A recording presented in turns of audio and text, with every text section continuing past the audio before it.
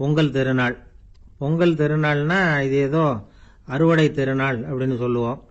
அதாவது வருஷம் பூரா நாம் பாடுபட்டு அதனுடைய பலனை அனுபவிக்கிற நாள் அப்படிங்கிறது நாம் சொல்லிகிட்டு இருக்கிறது. இது முக்கியமாக இது ஒரு நன்றி அறிவிப்பு நாள் அப்படின்னு சொல்லுவாங்க. இன்னைக்கு நிறைய நன்றி அறிவிப்பு கூட்டம்லாம் நடந்துகிட்டு இருக்குல்ல, அது மாதிரி விவசாயிகள் நடத்துகிற ஒரு நன்றி அறிவிப்பு விழா இது. யாருக்கு நன்றி சொல்கிறாங்கன்னா ஆதவனுக்கு. அதாவது சூரியன் இல்லைன்னா விவசாயம் இல்லை. அதனால் ஆதவனுக்கு நன்றி செலுத்துகிற நாளாக இந்த பொங்கல் திருநாளை நாம் கொண்டாடுறோம். அதாவது இந்த பொங்கலில் விவசாயிகள்கிட்ட இருந்து நிறைய பண்புகளை நாம் தெரிஞ்சுக்க வேண்டிய நாள் இது. விவசாயிகள் அவங்க விவசாயம் முன்னேறி இருக்கிற அளவுக்கு விவசாயிகளுடைய வாழ்க்கை தரம் முன்னேறலை. அந்த அளவுக்கு அவர்கள் நாட்டுக்காக உழைச்சிக்கிட்டு இருக்கிறாங்க. அந்த காலத்திலே அதை பற்றி ஒரு கதை சொல்கிறது உண்டு. ஒரு வயசான ஆள் நிலத்தில் ஏறு உழுதுகிட்டு இருந்தாராம். கிழிஞ்சு போன ஒரு சின்ன துண்டை தான் இடுப்பில் கட்டியிருந்தாராம். தலையில் ஒரு கந்தலை சுற்றி இருந்தார். உடம்பு பூரா சேரு, ரொம்ப ஏழை. ஏறு ஓட்டிகிட்டு இருக்கிறவர் வேறு எப்படி இருப்பார்? இருந்தாலும் அந்த ஆள் ரொம்ப ஜாலியாக பாட்டு பாடிக்கிட்டே ஏறு உழுதுகிட்டு இருந்தாராம். உடம்புல தான் அவர் ஏழையை தவிர மனசில் ஒரு ஏழையாக தெரியல. அந்த சமயத்தில் அந்த நாட்டு ராஜா அந்த பக்கமாக குதிரை மேலே வந்தாராம். வேட்டைக்கு போயிட்டு பரிவாரங்களோடு திரும்பி வந்துகிட்டு இருக்கிறார். ரொம்ப செல்வ செழிப்பில் இருக்கிற ராஜா அவர் இந்த வயசான விவசாயியை பார்த்துருக்கார். இந்த ஆள் ரொம்பவும் ஏழைங்கிறது அவர் பார்த்தாவே பளிச்சுன்னு தெரியுது. கட்டிக்கிறதுக்கு நல்ல துணி இல்லை, உடம்போ இழைச்சி போயிருக்குது, வயிறு முதுகில் போய் ஒட்டிக்கிட்டு இருக்கு, கண்ணு குழி விழுந்து போயிருக்குது. ஆனாலும் முகத்தை பார்த்தா சந்தோஷமாக இருக்கிற மாதிரி இருக்கு. இவ்வளவு உற்சாகமாக பாடிக்கிட்டு இருக்கிறாரே அப்படின்னு ஆச்சரியமாக நினச்சி பார்த்தார் அந்த ராஜா. சரி, அவர்கிட்ட கொஞ்சம் பேச்சு கொடுத்து பார்க்கலாம் அப்படின்னு முடிவு பண்ணார். ஐயா பெரியவரே, இப்படி கொஞ்சம் வர முடியுமான்னாராம். பொழுது போகிறதுக்குள்ளே நான் இந்த வயல் பூரா உழவு ஓட்டி ஆகணும், அதனால் பேசுறதுக்கு நேரம் இல்லை அப்படின்னாராம் அந்த பெரியவர். என்ன அவ்வளவு அவசரமா? மீதி இருந்தால் நாளைக்கு உழுதக்கூடாதா? அது சரி, உனக்கு எத்தனை ஏக்கர் நிலம் இருக்குது அப்படின்னு விசாரிச்சிருக்கார் ராஜா. எனக்குன்னு சொந்தமாக உள்ளங்கை அளவு கூட நிலம் கிடையாது. இது எங்கள் முதலாளியோட நிலம். இதை பூராவும் உழுது முடிச்சாதான் அவர் கூலி கொடுப்பார். நான் கூலிக்கு உழுதுகிட்டு இருக்கிறேன். உங்ககிட்ட பேசிக்கிட்டு இருந்தா அவருக்கு துரோகம் பண்ணது மாதிரி ஆயிடும் அப்படின்னாராம். ராஜா குதிரையை விட்டு கீழே இறங்கினார். வரப்பில் நடந்து அந்த பெரியவர்கிட்டயே போனாராம். சரி, ஒரு நாள் பூரா உழுதா உனக்கு எவ்வளவு கூலின்னு கேட்டிருக்கார். 8 அணா கூலி கிடைக்கும்னாராம் அவர். இது ரொம்ப காலத்துக்கு முன்னாடி நடந்த ஒரு சம்பவங்கிறதுனால அப்போ 8 அணா கூலிங்கிறது ரொம்ப பெருசு. இருந்தாலும் அதுவும் அந்த ராஜாவுக்கு பெரிய கூலியா தெரியல. இவ்வளவு தானா, இதை வச்சுக்கிட்டு நீ எப்படி காலம் தள்ளுற அப்படின்னாராம். ஒன்றும் கவலை இல்லை அப்படின்னாராம் அவர். ராஜாவுக்கு ரொம்ப ஆச்சரியமாக போச்சு. 8 அணா கூலி வாங்குற இந்த ஆள் கவலை இல்லாமல் இருக்கிறார், ஏராளமான வசதியோடு இருக்கிறன்னா கவலை இல்லாமல் வாழ முடியலையே அப்படின்னு நினச்சி பார்த்துருக்கார். அது சரி, 8 அணாவில் எப்படி குடும்பம் நடத்துகிற அப்படின்னு கேட்டாராம். எனக்கு கிடைக்கிற 8 அணாவில் 2 அணா குடும்பத்துக்கு செலவழிக்கிறேன், 2 அணா பழைய கடனுக்கு கொடுக்குறேன், 2 அணா தர்மம் செய்கிறேன், 2 அணா வட்டிக்கு கொடுக்குறேன், ஒரு குறையும் இல்லைன்னாராம். ராஜாவுக்கு ஒன்றும் புரியல. எனக்கு ஒன்றும் புரியலையேன்னு இருக்கார். ஐயா, எனக்கும் என் மனைவிக்கும் 2 அணா செலவாகுது. வயசான அம்மா அப்பா இருக்கிறாங்க, சின்ன வயசில் என்னை காப்பாற்றினவங்க அவங்க. அந்த கடனுக்கு 2 அணா செலவாகுது, அது பழைய கடன். என் தங்கச்சி ஒருத்தி ஆதரவு இல்லாத நிலைமையில தன்னுடைய மகனோட என் வீட்டில் இருக்கிறா. அவளுக்கும் அவள் மகனுக்கும் 2 அணா செலவு பண்ணுறேன், அது தர்மம். எனக்கு 2 பிள்ளைங்க இருக்கிறாங்க, அவங்களுக்கு 2 அணா செலவு பண்ணுறேன், அது வட்டிக்கு கொடுக்கறது மாதிரி. பிற்காலத்தில் அவங்க எங்களை காப்பாற்றுவாங்க. அந்த வகையில் நான் திருப்தியோடு வாழ்ந்துக்கிட்டு இருக்கிறேன் அப்படின்னாராம். ராஜாவுக்கு அர்த்தம் புரிய ஆரம்பிச்சுதான். அந்த பெரிய நிலத்தை விலை கொடுத்து வாங்கி அந்த பெரியவருக்கே தானமாக கொடுத்துட்டாராம். இப்போ உழுதவருக்கே நிலம் சொந்தமாயிட்டுது. அன்னையிலேருந்து அரசனுக்கும் ஆறுதல் கிடைச்சுதான். இப்படி ஒரு கதை சொல்லுவாங்க. 8 அணா வருமானத்தை வச்சுக்கிட்டு எப்படி காலத்தை தள்ளுறதுன்னு சொல்றதுக்காக இந்த கதையை சொல்றதாக யாரும் தப்பா நினைச்சுக்க கூடாது. கிடைக்கிறத எப்படி பங்கு போடுறார், எப்படி திருப்தியா வாழறார் அப்படிங்கிறது தான் முக்கியம். அது மாதிரி இன்றைக்கு இந்த பொங்கல் திருநாளில் உழவர்கள் மனசு மகிழ்ச்சியா இருந்ததுன்னா அது எல்லாரும் மகிழ்ச்சியா இருக்கிறது மாதிரி அர்த்தம். அதனால அவர்கள்ட்ட இருந்து நாம் பாடம் கற்றுக்கணும். சில உழவர்கள் தங்கள் நிலத்தில் விளையிறத தாங்கள் சாப்பிட மாட்டாங்க, அடுத்தவங்கள்ட்ட வித்துட்டு சந்தையில் போய் வேற அரிசி வாங்கிட்டு வந்து தான் இவங்க சாப்பிடுவாங்க. அப்படிப்பட்ட விவசாயிகள்லாம் இது உண்டு. பங்கிடுகிற பண்பை உழவர்கள்ட்ட இருந்து கற்றுக்கொள்ளுங்கள் அப்படிம்பாங்க. ஒரு ஆள் நிம்மதியாக மகிழ்ச்சியாக இருந்தானா, உங்கள் நிம்மதிக்கும் மகிழ்ச்சிக்கும் என்ன காரணம்னு கேட்டிருக்கார் இன்னொருத்தர். என்கிட்ட இருந்தது பூராவையும் என் பிள்ளைங்களுக்கு சமமாக பங்கு போட்டு கொடுத்துட்டேன், எனக்குன்னு எதுவுமே வச்சுக்கல, அதுதான் நிம்மதிக்கு காரணம்னு இருக்கான். உங்ககிட்ட இருந்தது எவ்வளவு இருந்தது அப்படின்னு கேட்டிருக்காரு அவரு. மொத்தமாக ஒரு 50,000 ரூபா இருக்கும் அப்படின்னு இருக்கான். அவ்வளவும் பணமாகவே இருந்ததா அப்படின்னு கேட்டிருக்காங்க அவங்க. இல்லைங்க, அவ்வளவும் கடன், அதை தான் பிரித்து கொடுத்துருக்கேன் பிள்ளைங்க கிட்ட அப்படின்னு நானும். அவன் ஜென் துறவி, அவருக்கு ரொம்ப வயசாயிட்டுது, கடைசி காலம். நண்பர்களெல்லாம் கூப்பிட்டார். நண்பர்களே, நான் வித்தியாசமான முறையில் சாகணும்னு ஆசைப்படுறேன், அதுக்கு ஏதாவது யோசனை சொல்லுங்களேன் அப்படின்னு கேட்டாராம். நண்பர்கள் சிரித்தாங்க. என்ன பேச்சு பேசுகிறீங்க, சாவறதுங்கிறது என்ன விளையாட்டு கத்தனமான காரியமா அப்படின்னு கேட்டிருக்காங்க. அந்த துறவி கொஞ்ச நேரம் யோசனை பண்ணார். அப்புறம் கேட்டாராம், இது வரைக்கும் யாராவது நடந்துக்கிட்டே இறந்துருக்குறாங்களா அப்படின்னாராம். எல்லாரும் இல்லைன்னாங்களாம். ஒருத்தர் மட்டும் சொல்லியிருக்கார், அப்படியும் ஒருத்தர் இறந்துருக்கிறதாக ஒரு கதையில் படிச்சிருக்கிறேன், ஒரு ஞானியால் தான் அப்படியெல்லாம் செய்ய முடியும் அப்படின்னு அவர் சொன்னாராம். சரி, அப்படின்னா அந்த முறை நமக்கு வேணாம், நின்றுக்கிட்டே யாராவது உயிரை விட்டுருக்காங்களா அப்படின்னு விசாரிச்சாராம். அப்படியும் ஒருத்தர் இறந்துருக்கிறார் அப்படின்னாங்களாம். மறுபடியும் அந்த துறவி யோசனை பண்ணியிருக்கிறார். ஏதாவது வித்தியாசமான முறையில் நாம் போகணும் அப்படிங்கிறது அவருடைய விருப்பம். மனிதன் எப்படி வாழ்கிறானோ அப்படி இறப்பது தான் நல்லது. சரி, யாராவது தலைகீழாக யோகம் செய்யும் நிலையில் இறந்துருக்கிறாங்களா அப்படின்னு விசாரிச்சாராம். நண்பர்கள் சிரித்தாங்க. தலைகீழாக நின்னபடி இறந்ததாக நாங்கள் கேள்விப்பட்டதே இல்லை, அது முடியாத காரியம் அப்படின்னு இருக்காங்க. இப்போ அந்த துறவிக்கு திடீர்னு உற்சாகம் வந்துட்டுது. உடனே எழுந்திரிச்சார், தலைகீழாக நின்னார், அப்படியே உயிரை விட்டுட்டார். அவ்வளோதான். அந்த மடாலயத்தில் ஒரே குழப்பம், எப்படி அவரை கீழே இறக்கி படுக்க வைக்கிறது அப்படின்னு புரியல. இப்படி உயிர் விடுறதை பற்றி அவங்க இதுவரைக்கும் கேள்விப்பட்டதும் இல்லை.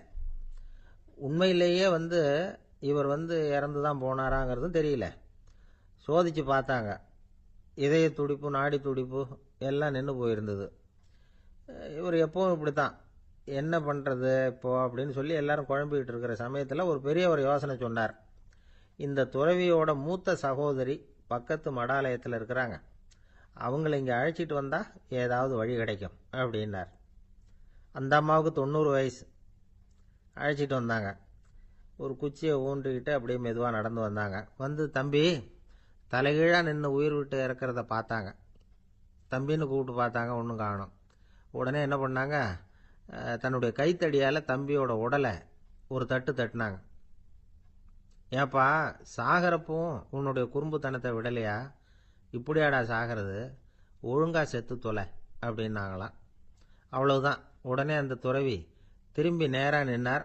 அக்கா, கோவப்படாத, நான் ஒழுங்கா சாகிறேன், எப்படி செத்தா என்ன, எல்லாம் எனக்கு ஒன்று தான் அப்படின்னு சொல்லிவிட்டு அப்படியே தரையில் படுத்து உயிரை விட்டாராம். அதுக்கப்புறம் அந்த அம்மா கோலை கையில் எடுத்துக்கிட்டு அப்படியே திரும்பி கூட பார்க்காம அவங்க பாட்டுக்கு போயிட்டாங்களாம். மரணத்தை ஒரு விளையாட்டாக ஆக்கிய அந்த துறவிக்கு வாழ்க்கையே ஒரு விளையாட்டாக தான் இருந்திருக்குது. எந்த நோக்கமும் இல்லாமல் செயல்படுறதுன்னா என்னங்கிறதும் அவருக்கு தெரிஞ்சிருக்குது. பயனை எதிர்பார்க்காம பணி செய்து வாழ்ந்து மறைந்த மகான் அவர். தம்முடைய தொழிலை விளையாட்டு போல செய்ய தெரிஞ்சவருக்கு வாழ்க்கையே ஒரு விளையாட்டாக மாறிடும். எல்லாமே விளையாட்டாகி விடுகிற போது மரணமும் விளையாட்டாகிவிடும் அப்படிங்கிறது தான் அந்த தத்துவம். ஆனால் அதுக்கு முன்னாடி உங்களுக்குள்ளே இருக்கிற உண்மையான நடிகனை நீங்கள் அடையாளம் கண்டுபிடிக்கணும். நீங்கள் நடிக்க வேண்டியதே இல்லை, நீங்கள் ஏற்கனவே நடிச்சுக்கிட்டு தான் இருக்கிறீங்க. நீங்கள் இந்த உண்மையை தெரிஞ்சுக்கணும், அவ்வளவுதான். இதுதான் ஞானிகளுடைய கருத்து. நீங்கள் தெருவில் நடந்து போயிட்டு இருக்கிறீங்க, எதிரில் வர்றவர் உங்களை பார்த்து எப்படி இருக்கிறீங்கன்னு கேட்குறார். நல்லா இருக்கிறேங்கிறீங்க. உண்மையிலேயே நாம் நல்லா இருக்க மாட்டோம், ஏதாவது உடம்புல கோளாறு இருக்கும். ஆனால் அப்படி சொல்லுவோம், நல்லா இருக்கிறேன் அப்படின்னு. அது நடிப்பு தானே. உங்களை சந்தித்ததில் ரொம்ப மகிழ்ச்சி அப்படின்னு சொல்கிறோம். உடனே கொஞ்சம் நிதானமாக யோசிச்சு பாருங்கள், உண்மையிலேயே உங்கள் மனசு மகிழ்ச்சி அடைஞ்சுட்டுதா? அது நடிப்பு தானே. வாழ்க்கையை சரியாக புரிஞ்சுக்கிட்டா எல்லாமே நடிப்புங்கிறது புரியும். கல்யாண பத்திரிக்கை அனுப்பியிருந்தேனே, ஏன்டா வரலன்னு கேட்டான் ஒருத்தன். வந்திருந்தேனே அப்படின்னானா இவன். டேய், ஏன்டா போய் சொல்கிற, நான் பத்திரிக்கையே உனக்கு அனுப்பலையே அப்படின்ட்டுருக்கான் அவன். அதுக்கு இவன் சொன்னானா, பத்திரிக்கை அனுப்புனேன்னு நீ போய் சொல்கிறப்போ கல்யாணத்துக்கு வந்தேன்னு நான் போய் சொல்லக்கூடாதா அப்படின்னானா. ஒரே ஒரு ஊரில் ஒரு ராஜா இருந்தார். அவர் பேரில் மக்களுக்கு ரொம்ப மரியாதை. அவ்வளவு நல்லா ஆட்சி புரிஞ்சுக்கிட்டு வந்தார். அவருக்கு வயசாயிட்டுது. அதனால் ஒரு நாள் அமைச்சரை கூப்பிட்டார். இதை பாருங்கள், எனக்கு வயசாயிட்டுது, அதனால் இந்த அரச பொறுப்பையெல்லாம் நீங்கள் ஏற்றுக்குங்க அப்படின்னார். அதுக்கப்புறம் ராணியை கூப்பிட்டார். வா, நாம் இனிமேல் இங்கே இருக்க வேணாம், காட்டுக்கு போய் தவம் பண்ணலாம் அப்படின்னு கூப்பிட்டார். இந்த செய்தி மக்களுக்கு அறிவிக்கப்பட்டது. மக்கள் உடனே கூட்டம் கூட்டமாக அரண்மனைக்கு வர ஆரம்பிச்சுட்டாங்க. மன்னரை போய் பார்க்குறாங்க. அரசே, தாங்கள் எங்களுக்கு தந்தை மாதிரி. நீங்கள் காட்டுக்கு போயிட்டா நாங்கள்லாம் இங்கே எப்படி இருக்க முடியும்? எங்களுக்கெல்லாம் எந்த துன்பமும் இல்லாமல் பார்த்துக்கிட்டு வர்றீங்க. இது மாதிரியான ஒரு அரசாட்சி இல்லைன்னா மக்கள் வாழ்ந்து என்ன பயன் அப்படின்னாங்க. இருந்தாலும் என்ன பண்ணுறது, வயசாயிட்ட காரணத்தினால இந்த முடிவுக்கு வர வேண்டியிருக்குது அப்படின்னாரா ராஜா. அப்படின்னா நீங்கள் காட்டுக்கு போக வேணாம், நாங்கள் போகிறோம். நாங்கள் அங்கே போய் தவம் பண்ணுறோம், வழிபாடு பண்ணுறோம். கடவுள் வருவார், அவர்கிட்ட வரம் வாங்கிட்டு வந்துடுறோம் அப்படின்னாங்களாம். அப்படி சொல்லிவிட்டு உடனே எல்லாரும் காட்டுக்கு போனாங்க. நாட்டு மக்கள் எல்லாரும் ஒட்டு மொத்தமாக காட்டில் உட்காந்துக்கிட்டு தவம் பண்ணுறதை பார்த்தார் கடவுள். உடனே புறப்பட்டு வந்தார். எல்லாரும் இப்படி உட்காந்துருக்கிறீங்களே, என்ன வேணும் உங்களுக்கு அப்படின்னு கேட்டார். உடனே மக்கள் எல்லாரும் ஒரு குரலில் சொன்னாங்க, சுவாமி, எங்கள் மன்னன் ரொம்ப நாளைக்கு நல்லபடியாக இருக்கணும். அவர் மகிழ்ச்சியாகவும் உடல் நலத்தோடும் இருந்தாதான் நாங்கள் அமைதியாக வாழ முடியும் அப்படின்னாங்க. சரி, அதுக்கு என்ன செய்யணும் அப்படின்னார் ஆண்டவன். எங்கள் மன்னருக்கு இன்னும் ஒரு 100 வருஷம் ஆயுளை கொடுங்க அப்படின்னாங்க. அவ்வளவு தானே, சரி அப்படியே ஆகட்டும் அப்படின்னு சொல்லிவிட்டு ஆண்டவன் போயிட்டார். மக்கள் மகிழ்ச்சியோடு திரும்பி வந்தாங்க. மன்னா, கடவுள் வரம் கொடுத்துட்டார், நீங்கள் 100 வருஷம் வாழ போகிறீங்க அப்படின்னாங்க. இதை கேட்டதும் ராணி ராஜாவை வணங்கி நான் தவம் செய்ய போகிறேன் அப்படின்னு புறப்பட்டாங்க. உடனே மக்கள் என்ன நினச்சாங்க தெரியுமா? ஐயோ, நாம் ராஜாவுக்கு மட்டும்தானே நீண்ட ஆயுள் வேணும்னு வரம் வாங்கினோம், ராணிக்கு வாங்கலையே, அதுதான் கோபத்தில் புறப்பட்டாங்க போல இருக்கு அப்படின்னு நினச்சி வருத்தப்பட்டாங்க. ஆனால் ராணி நினச்சது அது இல்லை. ராணி போய் தவம் பண்ணாங்க, கடவுள் காட்சி கொடுத்தார். இவங்க கேட்குறாங்க, சுவாமி, ராஜாவுக்கு மட்டும் 100 வருஷம் ஆயுள்னு வரம் கொடுத்துட்டீங்க, அப்படின்னா குடிமக்களும் 100 வருஷம் இருக்கணும். இப்படிப்பட்ட குடிமக்கள் இல்லைன்னா அப்படிப்பட்ட அரசன் இருந்து என்ன பிரயோஜனம் அப்படின்னாங்களாம். ஆண்டவன் பார்த்தார், சரி அவங்களும் 100 வருஷம் வாழ்வாங்க, அது மட்டும் இல்லை, நீயும் 100 ஆண்டு காலம் வாழ வரமளிக்கிறேன் அப்படின்னு சொல்லிவிட்டு மறைஞ்சிட்டார். இதில் ஆண்டவன் வர்றதும் மறையிறதும் முக்கியம் இல்லை. இதில் கவனிக்க வேண்டியது ஆள்கிறவனின் விசால மனம், குடிமக்களின் விசால மனம், ஆள்கிறவன் மனைவியினுடைய விசால மனம். இப்படி ஒரு நாடு இருந்துட்டுதுன்னா எப்படி இருக்கும் வாழ்க்கை நினச்சி பாருங்க. அதனால தான் பெரியவங்கள்லாம் சொல்கிறாங்க, இதய வாசல் திறந்தே இருக்கணும், இதயத்தின் கதவுகளை மூடாதீங்க அப்படின்னு சொல்லுவாங்க. என்கிட்ட ஒருத்தர் சொன்னார், என்னுடைய இதய வாசல் எப்பவும் திறந்தே தான் இருக்குதுன்னார். எதனால் அப்படி சொல்கிறீங்க அப்படின்னு கேட்டோம். டாக்டரே சொல்லிவிட்டார், என்னுடைய இதயத்தில் ஒரு ஓட்டை இருக்குது அப்படின்னு, வால்வு சரியில்லையா அப்படிங்கிறார். ஒரு ஆள் அசையாமல் கிடக்கிறார், அவர் இருக்காரா போயிட்டாராங்கிறத எப்படி முடிவு பண்ணுறோம்? அவர் மூக்குக்கு முன்னாடி புறங்கையை வச்சு பார்க்குறோம், மூச்சு வருதா இல்லையா அப்படிங்கிறத கண்டுபிடிக்கிறதுக்காக. மூச்சுங்கிறது அவ்வளவு முக்கியமான ஒரு விஷயம். சுவாசம் இல்லைன்னா எதுவுமே இல்லை. நம்ம பூமி இருக்க, அது கூட சுவாசிக்குதுங்கிறத சோவியத் விஞ்ஞானிகள் கண்டுபிடிச்சிருக்கிறாங்க. பூமிக்கு மேலே இருக்கிற மண் அடுக்கில் காற்றில் உள்ள ஆக்சிஜன் ஆக்சிகரணம் அடையுது அப்படின்னு தான் இதுவரைக்கும் எல்லாரும் நம்பிக்கிட்டு இருந்தாங்க. ஆனால் இப்போ என்ன கண்டுபிடிச்சிருக்கிறாங்கன்னா, அந்த ஆக்சிஜன் பூமிக்குள்ளே 1 கிலோமீட்டர் ஆழம் வரைக்கும் ஊடுருவி போகுதான். பூமிக்குள்ளே 2 பக்கமும் பல கிலோமீட்டர் வரைக்கும் பரவுதான். பூமிக்குள்ளே இருக்கிற நீர்நிலை அடுக்குகள் தான் நுரையீரல் செய்கிற வேலையை செய்யுதான். நம்ம உடம்புல நுரையீரல் இல்லைன்னா ஒன்றும் நடக்காது. ஒரு மரத்தை தலைகீழாக தொங்க போட்டால் எப்படி இருக்கும் அப்படி யோசிச்சு பாருங்கள். அப்படி தான் இதுவும், நுரையீரலும் அப்படி தான் இருக்கும்.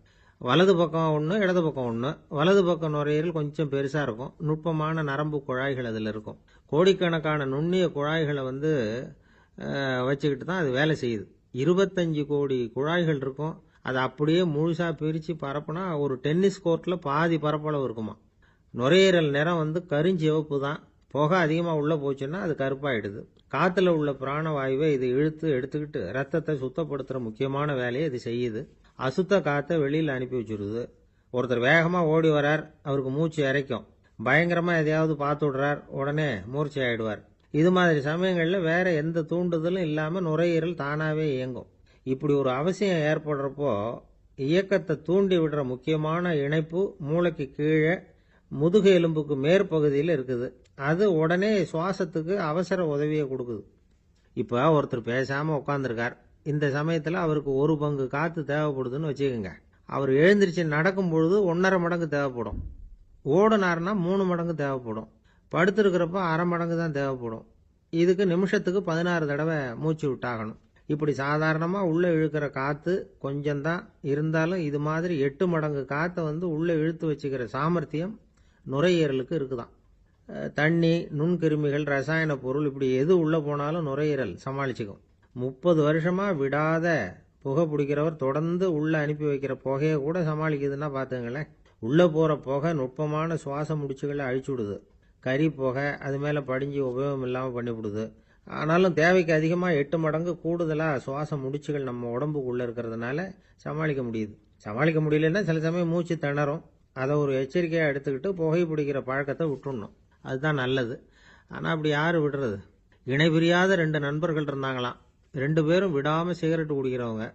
அதில் ஒருத்தன் செத்து போட்டான். இன்னொருத்தன் அதுக்கப்புறம் 2 சிகரெட்டாக குடிக்க ஆரம்பித்தானா. ஏன் இப்படி பண்ணுறேன்னு கேட்டிருக்காங்க. நான் ஒரு சிகரெட்டு தான் குடிக்கிறேன், செத்து போன என்னுடைய ஃப்ரெண்டு இருக்கானே செத்து போனவன், அவனுக்காக இன்னொரு சிகரெட்டு குடிக்கிறேன் அப்படின்னு நானா. இது ரொம்ப ஆபத்து, விட்டுடு அப்படின்னு சொல்லியிருக்காங்க. சரின்னு ஒத்துக்கிட்டான். ஆனால் அதுக்கப்புறமும் ஒரு சிகரெட் வீதமாக குடிச்சிக்கிட்டே இருந்தான். சிகரெட்டு பழக்கத்தை நீ இன்னும் விடலையான்னு கேட்டாங்களாம். அந்த பழக்கத்தை நான் எப்போ விட்டுட்டேன், இப்போ நான் குடிக்கிறது என் ஃப்ரெண்டுக்காக அப்படின்னு நானா. இவங்கெல்லாம் எப்படி திருந்துறது? எது ரொம்பவும் கஷ்டமான காரியம் அப்படின்னு கேட்டார் ஒருத்தர். ஒருத்தருக்கு ஒருத்தர் சண்டை போடாமல் இருக்கிறது தான் ரொம்ப கஷ்டமான காரியம் அப்படின்னு தோணுது. ஒரு நாட்டுக்கும் இன்னொரு நாட்டுக்கும் சண்டை, நாட்டுக்குள்ளேயே ஒரு குரூப்புக்கும் இன்னொரு குரூப்புக்கும் சண்டை. ஏன் சண்டை போட்டுக்கிறீங்கன்னு கேட்டு பாருங்க. நாங்கள் சமாதானத்துக்காக தான் சண்டை போட்டுக்கிறோம் அப்படிம்பாங்க. வாழறதுக்காக பிறந்த மனுஷன் லட்சியத்துக்காக உயிரை விட தயார் அப்படின்னு சொல்லிட்டு இருப்பான். அப்படி உயிரை விடுறவங்கள நாமளும் பாராட்டுவோம். ஆனால் ஒன்றுமில்லாத விஷயங்களுக்கெல்லாம் சண்டை போடுறவங்களெல்லாம், அப்படிப்பட்டவங்களையும் சரி உயிரை விடுறவங்களையும் சரி என்னென்னு சொல்கிறது? யுத்தங்களாலேயும் சண்டைகளாலேயும் நாம் அடையிறது என்னங்கிறது ஒரு பக்கம் இருக்கட்டும், இழக்கிறது என்ன தெரியுமா? ஏராளமான உயிர்கள். ரத்தம் சிந்தறதுக்கு நான் தயார் அப்படின்னு மார்தட்டி சொல்லலாம். ஆனால் ரத்தம் சிந்தினா உயிர் காத்துக்கிட்டு இருக்க தயார் இல்லை. அதாவது உயிர் நமக்காக காத்துக்கிட்டு இருக்க தயார் இல்லை. இழக்கிற ரத்தத்தை ஈடுகட்டினா தான் உயிரை காப்பாற்ற முடியும். அதனால் இது சம்பந்தமாக ஆராய்ச்சி செய்கிற கட்டாயம் ஏற்பட்டு போச்சு. அதோட விளைவாக புதுசாக ஒன்றை கண்டுபிடிச்சிருக்கிறாங்க. அதுதான் செயற்கை ரத்த பொடி. இப்போ இந்த திடீர் சாம்பார் பொடி, திடீர் ரசப்பொடி, திடீர் காப்பி பொடி இப்படிலாம் சொல்கிறோம்ல, அது மாதிரி இது திடீர் ரத்த பொடி. இஸ்ரேல் ஒரு சின்ன நாடு, மக்கள் தொகை குறைச்சல், அதோட போர்கள் வேற. அதனால் காயம்பட்டவங்களை காப்பாற்றியே தீர வேண்டிய கட்டாயம். காப்பாற்றணும்னா ரத்த இழப்பை தடுக்கணும். அப்படின்னா உடனடியாக புது ரத்தம் செலுத்தி ஆகணும். திடீர்னு ரத்தம் வேணும்னா எங்கே போகிறது? அதுவும் கிடைக்கிற ரத்தம் சேர்ற குரூப்பாக இருக்கணும். ஒரு வேடிக்கை பார்த்தீங்களா, நான் வேற குரூப்பு நீ வேற குரூப்புன்னு இவன் சண்டை போடுறான். இதில் அடிபட்டவனுக்கு ரத்தம் கொடுக்க போனால் அதுலேயும் அது வேற வேற குரூப்பாக இருக்குது. அது ரத்தமும் வேற வேற குரூப்புன்னு சொல்லிகிட்டு இருக்குது. எந்த குரூப்பு ரத்தம் வேணும்? அது உடனடியாக கிடைக்கலன்னா என்ன பண்ணுறது? இப்படிப்பட்ட கஷ்டம்லாம் நமக்கு வந்துடுது. இதுக்காக தான் விஞ்ஞானிகள் இந்த ரத்த பொடியை கண்டுபிடிச்சிருக்கிறாங்க. அதாவது ஒரு ஆள் அடிபட்டு போட்டான்னு வச்சுங்களேன், அவனுக்கு ரத்தம் கிடைக்கல. உடனே என்ன பண்ணலாம்? இந்த சுத்தப்படுத்தப்பட்ட தண்ணீரை கொஞ்சம் எடுத்துக்க வேண்டியது, அதில் இந்த ரத்த பொடியை கரைக்க வேண்டியது. இப்போ இந்த செயற்கை ரத்தம் தயாராகிட்டுது. இதை அந்த ஆள் உடம்புல ஏற்றி விட்டுற வேண்டியது. இயற்கையாக நம்ம உடம்புல இருக்கிற ரத்தம் என்னென்ன வேலை செய்யுதோ அதே வேலையை இதுவும் செய்யும். அதாவது ஆக்சிஜனை உடம்புல எல்லா இடத்துக்கும் எடுத்துகிட்டு போகுது. அந்த வேலையை இந்த செயற்கை ரத்தமும் செஞ்சுடுது. ஆனால் ஒரு விஷயம், இந்த செயற்கை ரத்தம் ஒரு அவசரத்துக்கு தான் உபயோகப்படுத்தலாம், ஒரு முதல் உதவி மாதிரி. அதை அப்படியே நிரந்தரமாக விட்டுற முடியாது. பின்னாடி தேவையான குரூப்பு உண்மையான ரத்தம் கிடைச்ச உடனே அதை செலுத்திக்கணும். உண்மையான ரத்தத்தை 20லேருந்து 40 நாள் வரைக்கும் தான் பாதுகாக்க முடியும். அதுவும் குளிர்பதன பெட்டியில். அதுக்குள்ளே உபயோகப்படுத்தலைன்னா அது வீணாக போயிடும். இந்த ரத்த பொடி அப்படி இல்லை, எவ்வளோ நாள் வேணும்னாலும் அப்படியே வச்சுருக்கலாம். குளிர்பதன பெட்டியும் தேவையில்லை. ஆனால் ஒன்று, இது தண்ணியில் கலந்து செயற்கை ரத்தமாக ஆக்கிவிட்டா அதோட வலு 72 மணி நேரம் தான். அதாவது 3 நாள். அதுக்குள்ளே அந்த ஆசாமியை எங்கேயாவது ஆஸ்பத்திரிக்கு தூக்கிட்டு போய் உண்மையான ரத்தத்தை கொடுத்துடணும். சண்டையில் அடிபடுறவங்க, சாலை விபத்தில் அடிபடுறவங்க, இவங்களுக்கெல்லாம் அவசரத்துக்கு கை கொடுத்து உதவுறது இந்த செயற்கை ரத்த பொடி. அதுக்கப்புறம் நாம் கொடுக்குற ரத்தம் தான் அவங்கள காப்பாற்றணும். இன்னைக்கு ரத்தத்தை தானமாக கொடுக்க தயாராக இருக்கிற நல்ல உள்ளங்கள் ஏராளம். எவ்வளவு ஆக்சிடென்ட்டு, ஆப்ரேஷன், இதில் சம்மந்தப்பட்டவங்களை காப்பாற்றுறது நாம் தானமாக கொடுக்குற ரத்தம் தானே. ஒரு ஆக்சிடென்ட்டு, ஒரு ஸ்கூட்டர் ஒரு ஆள் மேலே மோதி விட்டுது, பார்த்து வரக்கூடாதா அப்படின்னா அந்த ஆள், நீ தான் பார்த்து நடக்கணும், ஏன்னா 20 வருஷமாக நான் அந்த ஸ்கூட்டரை ஓட்டிகிட்டு இருக்கிறேன் அப்படின்னானா இவன். இதுக்கு அவன் சொன்னானா, நீ தான் பார்த்து ஓட்டணும், ஏன்னா 40 வருஷமாக நான் இப்படி நடந்துக்கிட்டு இருக்கிறேன் அப்படின்னானா. ஒரு ஊரில் ஒரு ராஜா இருந்தார். பெரிய அரண்மனையில் தான் இருக்கிறார். எல்லா வசதியும் இருந்தது. இருந்தாலும் அவர் எல்லாரும் சொல்றது எப்படி தெரியுமா, பிச்சைக்கார ராஜா. அப்படி ஒரு பேர் அவருக்கு நிலைச்சு போச்சு. ஜனங்களும் சரி, மற்ற தேசங்களில் உள்ளவங்களும் சரி, அவர் அந்த பேர் சொல்லியே குறிப்பிடுறது வழக்கமாக போட்டுது. இது அவருக்கு ரொம்ப கவலையாக போச்சு. என்ன இது, நம்மளை தேடி வர்றவங்களுக்கெல்லாம் நாம் சோறு போடுறோம், நம்ம புகழ்ந்து பாடல் ஏற்றி கொண்டு வர்ற புலவர்களுக்கெல்லாம் அவங்க எப்படி வந்தாலும் ஒருவேளை சோறு போடணுங்கிறது உத்தரவு. இவ்வளவுலாம் செஞ்சும் நம்மளை போய் பிச்சைக்கார ராஜான்னு எல்லாரும் சொல்றாங்களே, அது ஏன், எதுக்காக இப்படி சொல்றாங்க? இதுதான் ராஜாவுக்கு குழப்பம். சரி, இதை பத்தி நம்ம அமைச்சர்கள் கிட்ட கேட்கலாமா அப்படின்னு யோசனை பண்ணார். இந்த விஷயத்த போய் அவங்க கிட்ட எப்படி கேட்கறதுன்னு அவருக்கு தயக்கமா இருந்தது. கௌரவ குறைச்சலா தெரிஞ்சுது அவருக்கு. சரி, சாதாரண குடிமக்கள் கிட்ட இதை பத்தி கேட்கலாமா அப்படின்னு யோசனை பண்ணார். கேட்கலாம், ஆனா அவங்க யாரும் ராஜா முன்னாடி வந்து நின்று தைரியமா பேசக்கூடிய அளவுக்கு இல்லை. ராஜாவோட குழப்பம் நாளுக்கு நாள் அதிகமா போச்சு. கடைசியா அவர் ஒரு முடிவுக்கு வந்தார். அதாவது, இதை பத்தி ஒரு பிச்சைக்காரங்கிட்டே கேட்டு பார்த்துட்டா என்ன. இதுதான் அவர் பண்ண முடிவு.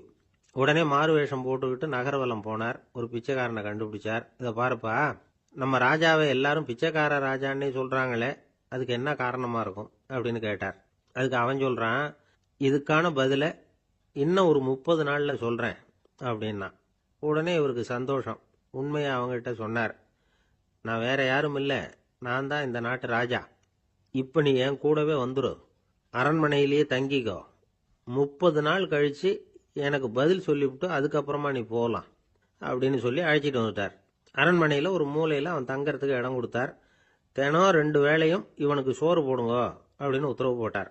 ராஜா கொடுத்த இடத்துல போய் உக்காந்துக்கிட்டான் அந்த பிச்சைக்காரன். தினமும் அந்த அரண்மனையில் நடக்கிறதையெல்லாம் கவனிச்சுக்கிட்டு வந்தான். வேளைக்கு சாப்பாடு வரும், சாப்பிட்டுக்கிட்டு இருக்கான். இப்படி 30 நாள் முடிஞ்சுது. ராஜா வந்தார். என்ன, என்னோட கேள்விக்கு பதில் என்னன்னு கண்டுபிடிச்சிட்டியான்னார். கண்டுபிடிச்சிட்டேன்னா.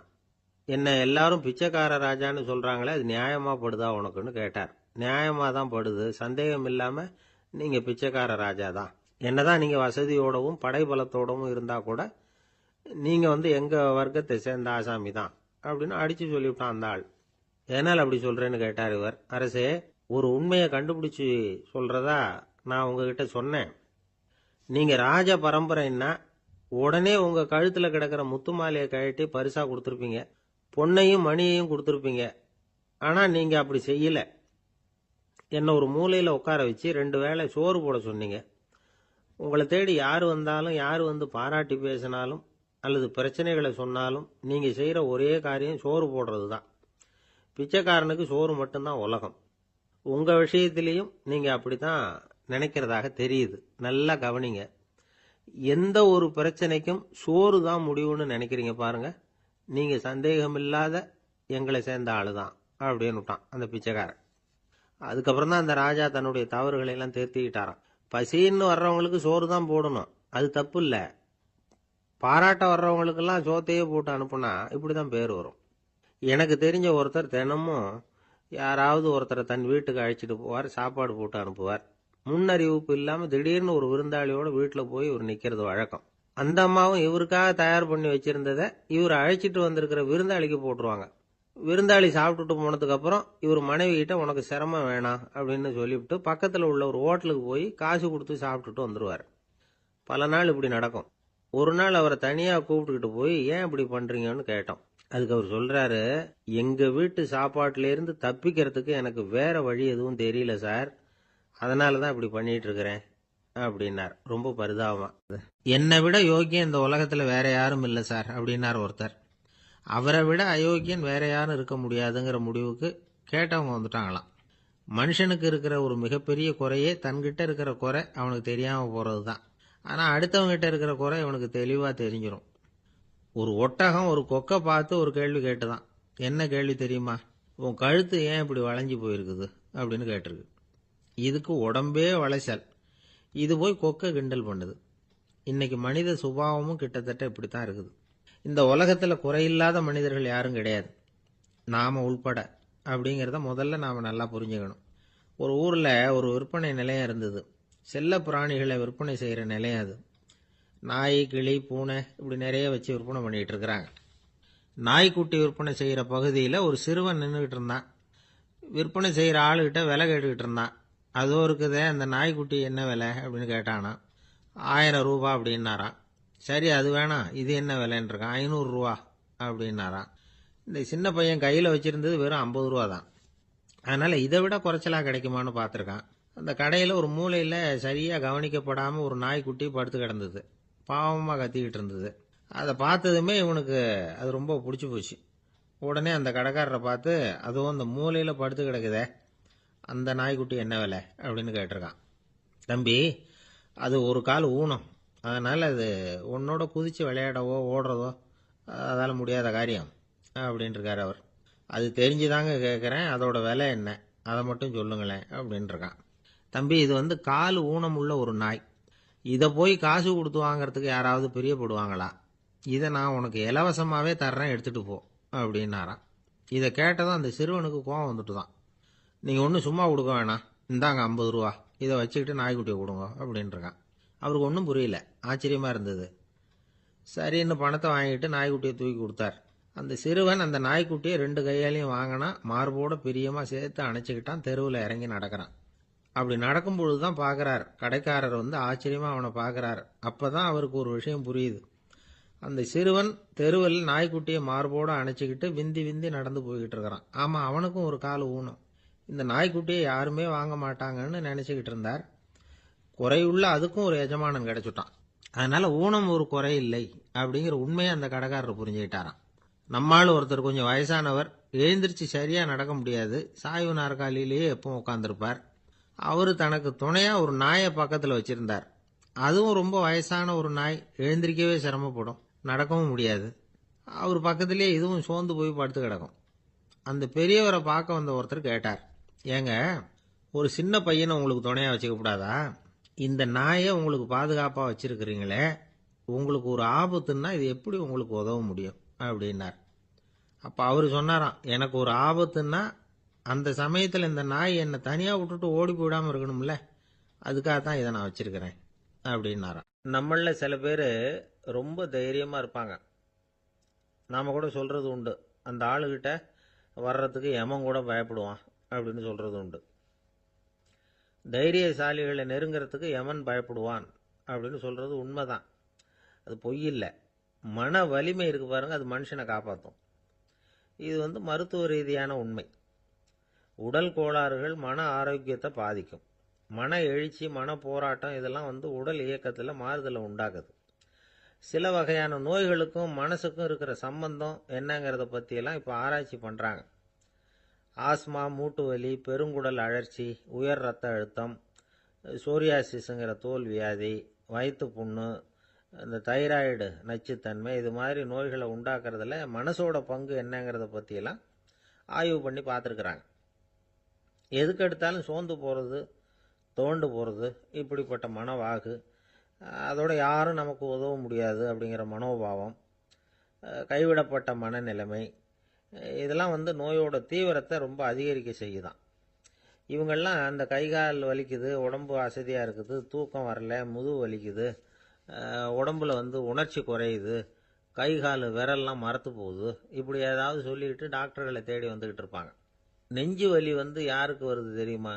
பதற்றம், போட்டி மனப்பான்மை, அளவுக்கு அதிகமான வேகம், துடிப்பு, பேராசை, எதுலேயும் கட்டுப்பாடு, நேரம் தவறாமை, அப்புறம் இதெல்லாம் உள்ள மனவாக உள்ளவங்க இருக்கிறாங்கல்ல, அவங்க பெரும்பாலும் நெஞ்சு வலிக்கு ஆளாயிடுறாங்களாம். ஃப்ரீட்மேன் அப்படிங்கிறவர் நிறைய ஆராய்ச்சியெல்லாம் பண்ணி பார்த்துட்டு இதை உறுதிப்படுத்தியிருக்கிறார். அவர் பண்ணின ஆராய்ச்சியில் என்னெல்லாம் தெரிய வந்தது தெரியுமா? பொறுப்பு அதிகம் உள்ளவங்களுக்கு கண்டிப்பாக ரத்த அழுத்தம் வரும், அதிகமாக இருக்குமா. அதே மாதிரி கண்டிப்பாக இருக்கிறாங்கல்ல, அவங்களுக்கும் ரத்த அழுத்தம் அதிகரிக்குமா. ரத்த அழுத்தம் தனக்கு அதிகமாக இருக்குங்கிறத தெரிஞ்சுக்கிட்டவங்க தலைவலி, மயக்கம், இந்த தலை சுத்தல், அசதி, இது மாதிரியான உணர்வுகளை அவங்களுக்கு வந்துடும், அது மாதிரி உணர்வு. ஆனால் உண்மை என்ன தெரியுமா? இதெல்லாம் ரத்த அழுத்தத்தினால இல்லை, ரத்த அழுத்தம் கட்டுப்பாட்டுக்குள்ள இருந்தா கூட இவங்க இப்படி நினைக்கிறாங்களாம். இதுக்கு காரணம் மனசு தான் அப்படிங்கிறார் அவர். சில பேர் எப்படி தெரியுமா, ஒருத்தர் மாரடைப்பால இறந்து போனார் அப்படின்னு கேள்விப்பட்டா போதும், இறந்து போறதுக்கு காரணம் இதயம்தான் அப்படிங்கிற பீதியால, இதய தளர்ச்சி அப்படிங்கிற மனநோயால பாதிக்கப்படுறார். இவங்கெல்லாம் அடிக்கடி தங்களுடைய இதய பகுதியை தொட்டு பார்த்துக்குவாங்க, நாடியை பிடிச்சி பார்த்துக்குவாங்க. அடிக்கடி மூச்சை உள்ளுக்கு இழுத்து வெளியில் விட்டு வலி வருதா அப்படின்னு பார்த்துக்கிட்டு இருப்பாங்க. வேற எங்கேயாவது வலிச்சா கூட நெஞ்சை வலிக்குதா அப்படின்னு பார்ப்பாங்க. நெஞ்சு வலிக்குதுன்னு கூட சில பேர் சொல்ல ஆரம்பிச்சிருவாங்க. ஆஸ்மாவுக்கும் மனசுக்கும் சம்பந்தம் உண்டு. தீர்வு காண முடியாத மன போராட்டங்கள் எல்லாத்துக்கும் அடுத்தவங்களையே சார்ந்து இருக்கிற மனநிலை, இதெல்லாம் ஆஸ்மாவினுடைய தீவிரத்தை அதிகப்படுத்திடும். பயம், இது எப்படின்னா என்ன நடக்குமோங்கிற பதற்ற நிலை, அப்புறம் இந்த பயம் இதெல்லாம் சுவாசித்தலை அதிகரிக்க செய்யுது இல்லையா. இதனால ரத்தத்தின் காரத்தன்மை அதிகமாகி நோயின் தீவிரமும் அதிகமாகுது. மன போராட்டம், மனக்கவலை, மன இறுக்கம் இதெல்லாம் தோல் வியாதியை தூண்டி விடுதான். இது மாதிரி இன்னும் எவ்வளவோ இருக்குது. அதனால இன்னைக்கு நமக்கு தேவை என்னன்னா மன வலிமை, மலர்ந்த முகம். இது ரெண்டும் இருந்துட்டுதுன்னா பலவிதமான நோய்கள் நம்ம கிட்ட நெருங்கி வராது. டாக்டர், என்ன நெருங்காம இருக்கிறதுக்கு நான் ஒரு காரியம் பண்றேன் அப்படின்னார் ஒருத்தர். அவர் என்ன அர்த்தத்தில் சொன்னார்னா, டாக்டர் அவரை நெருங்காம இருக்கிறதுக்கு அவர் ஒரு காரியம் பண்றாராம்.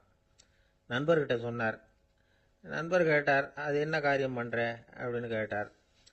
தினம் ஒரு ஆப்பிள் பழம் சாப்பிட்றேன்னார் அவர்.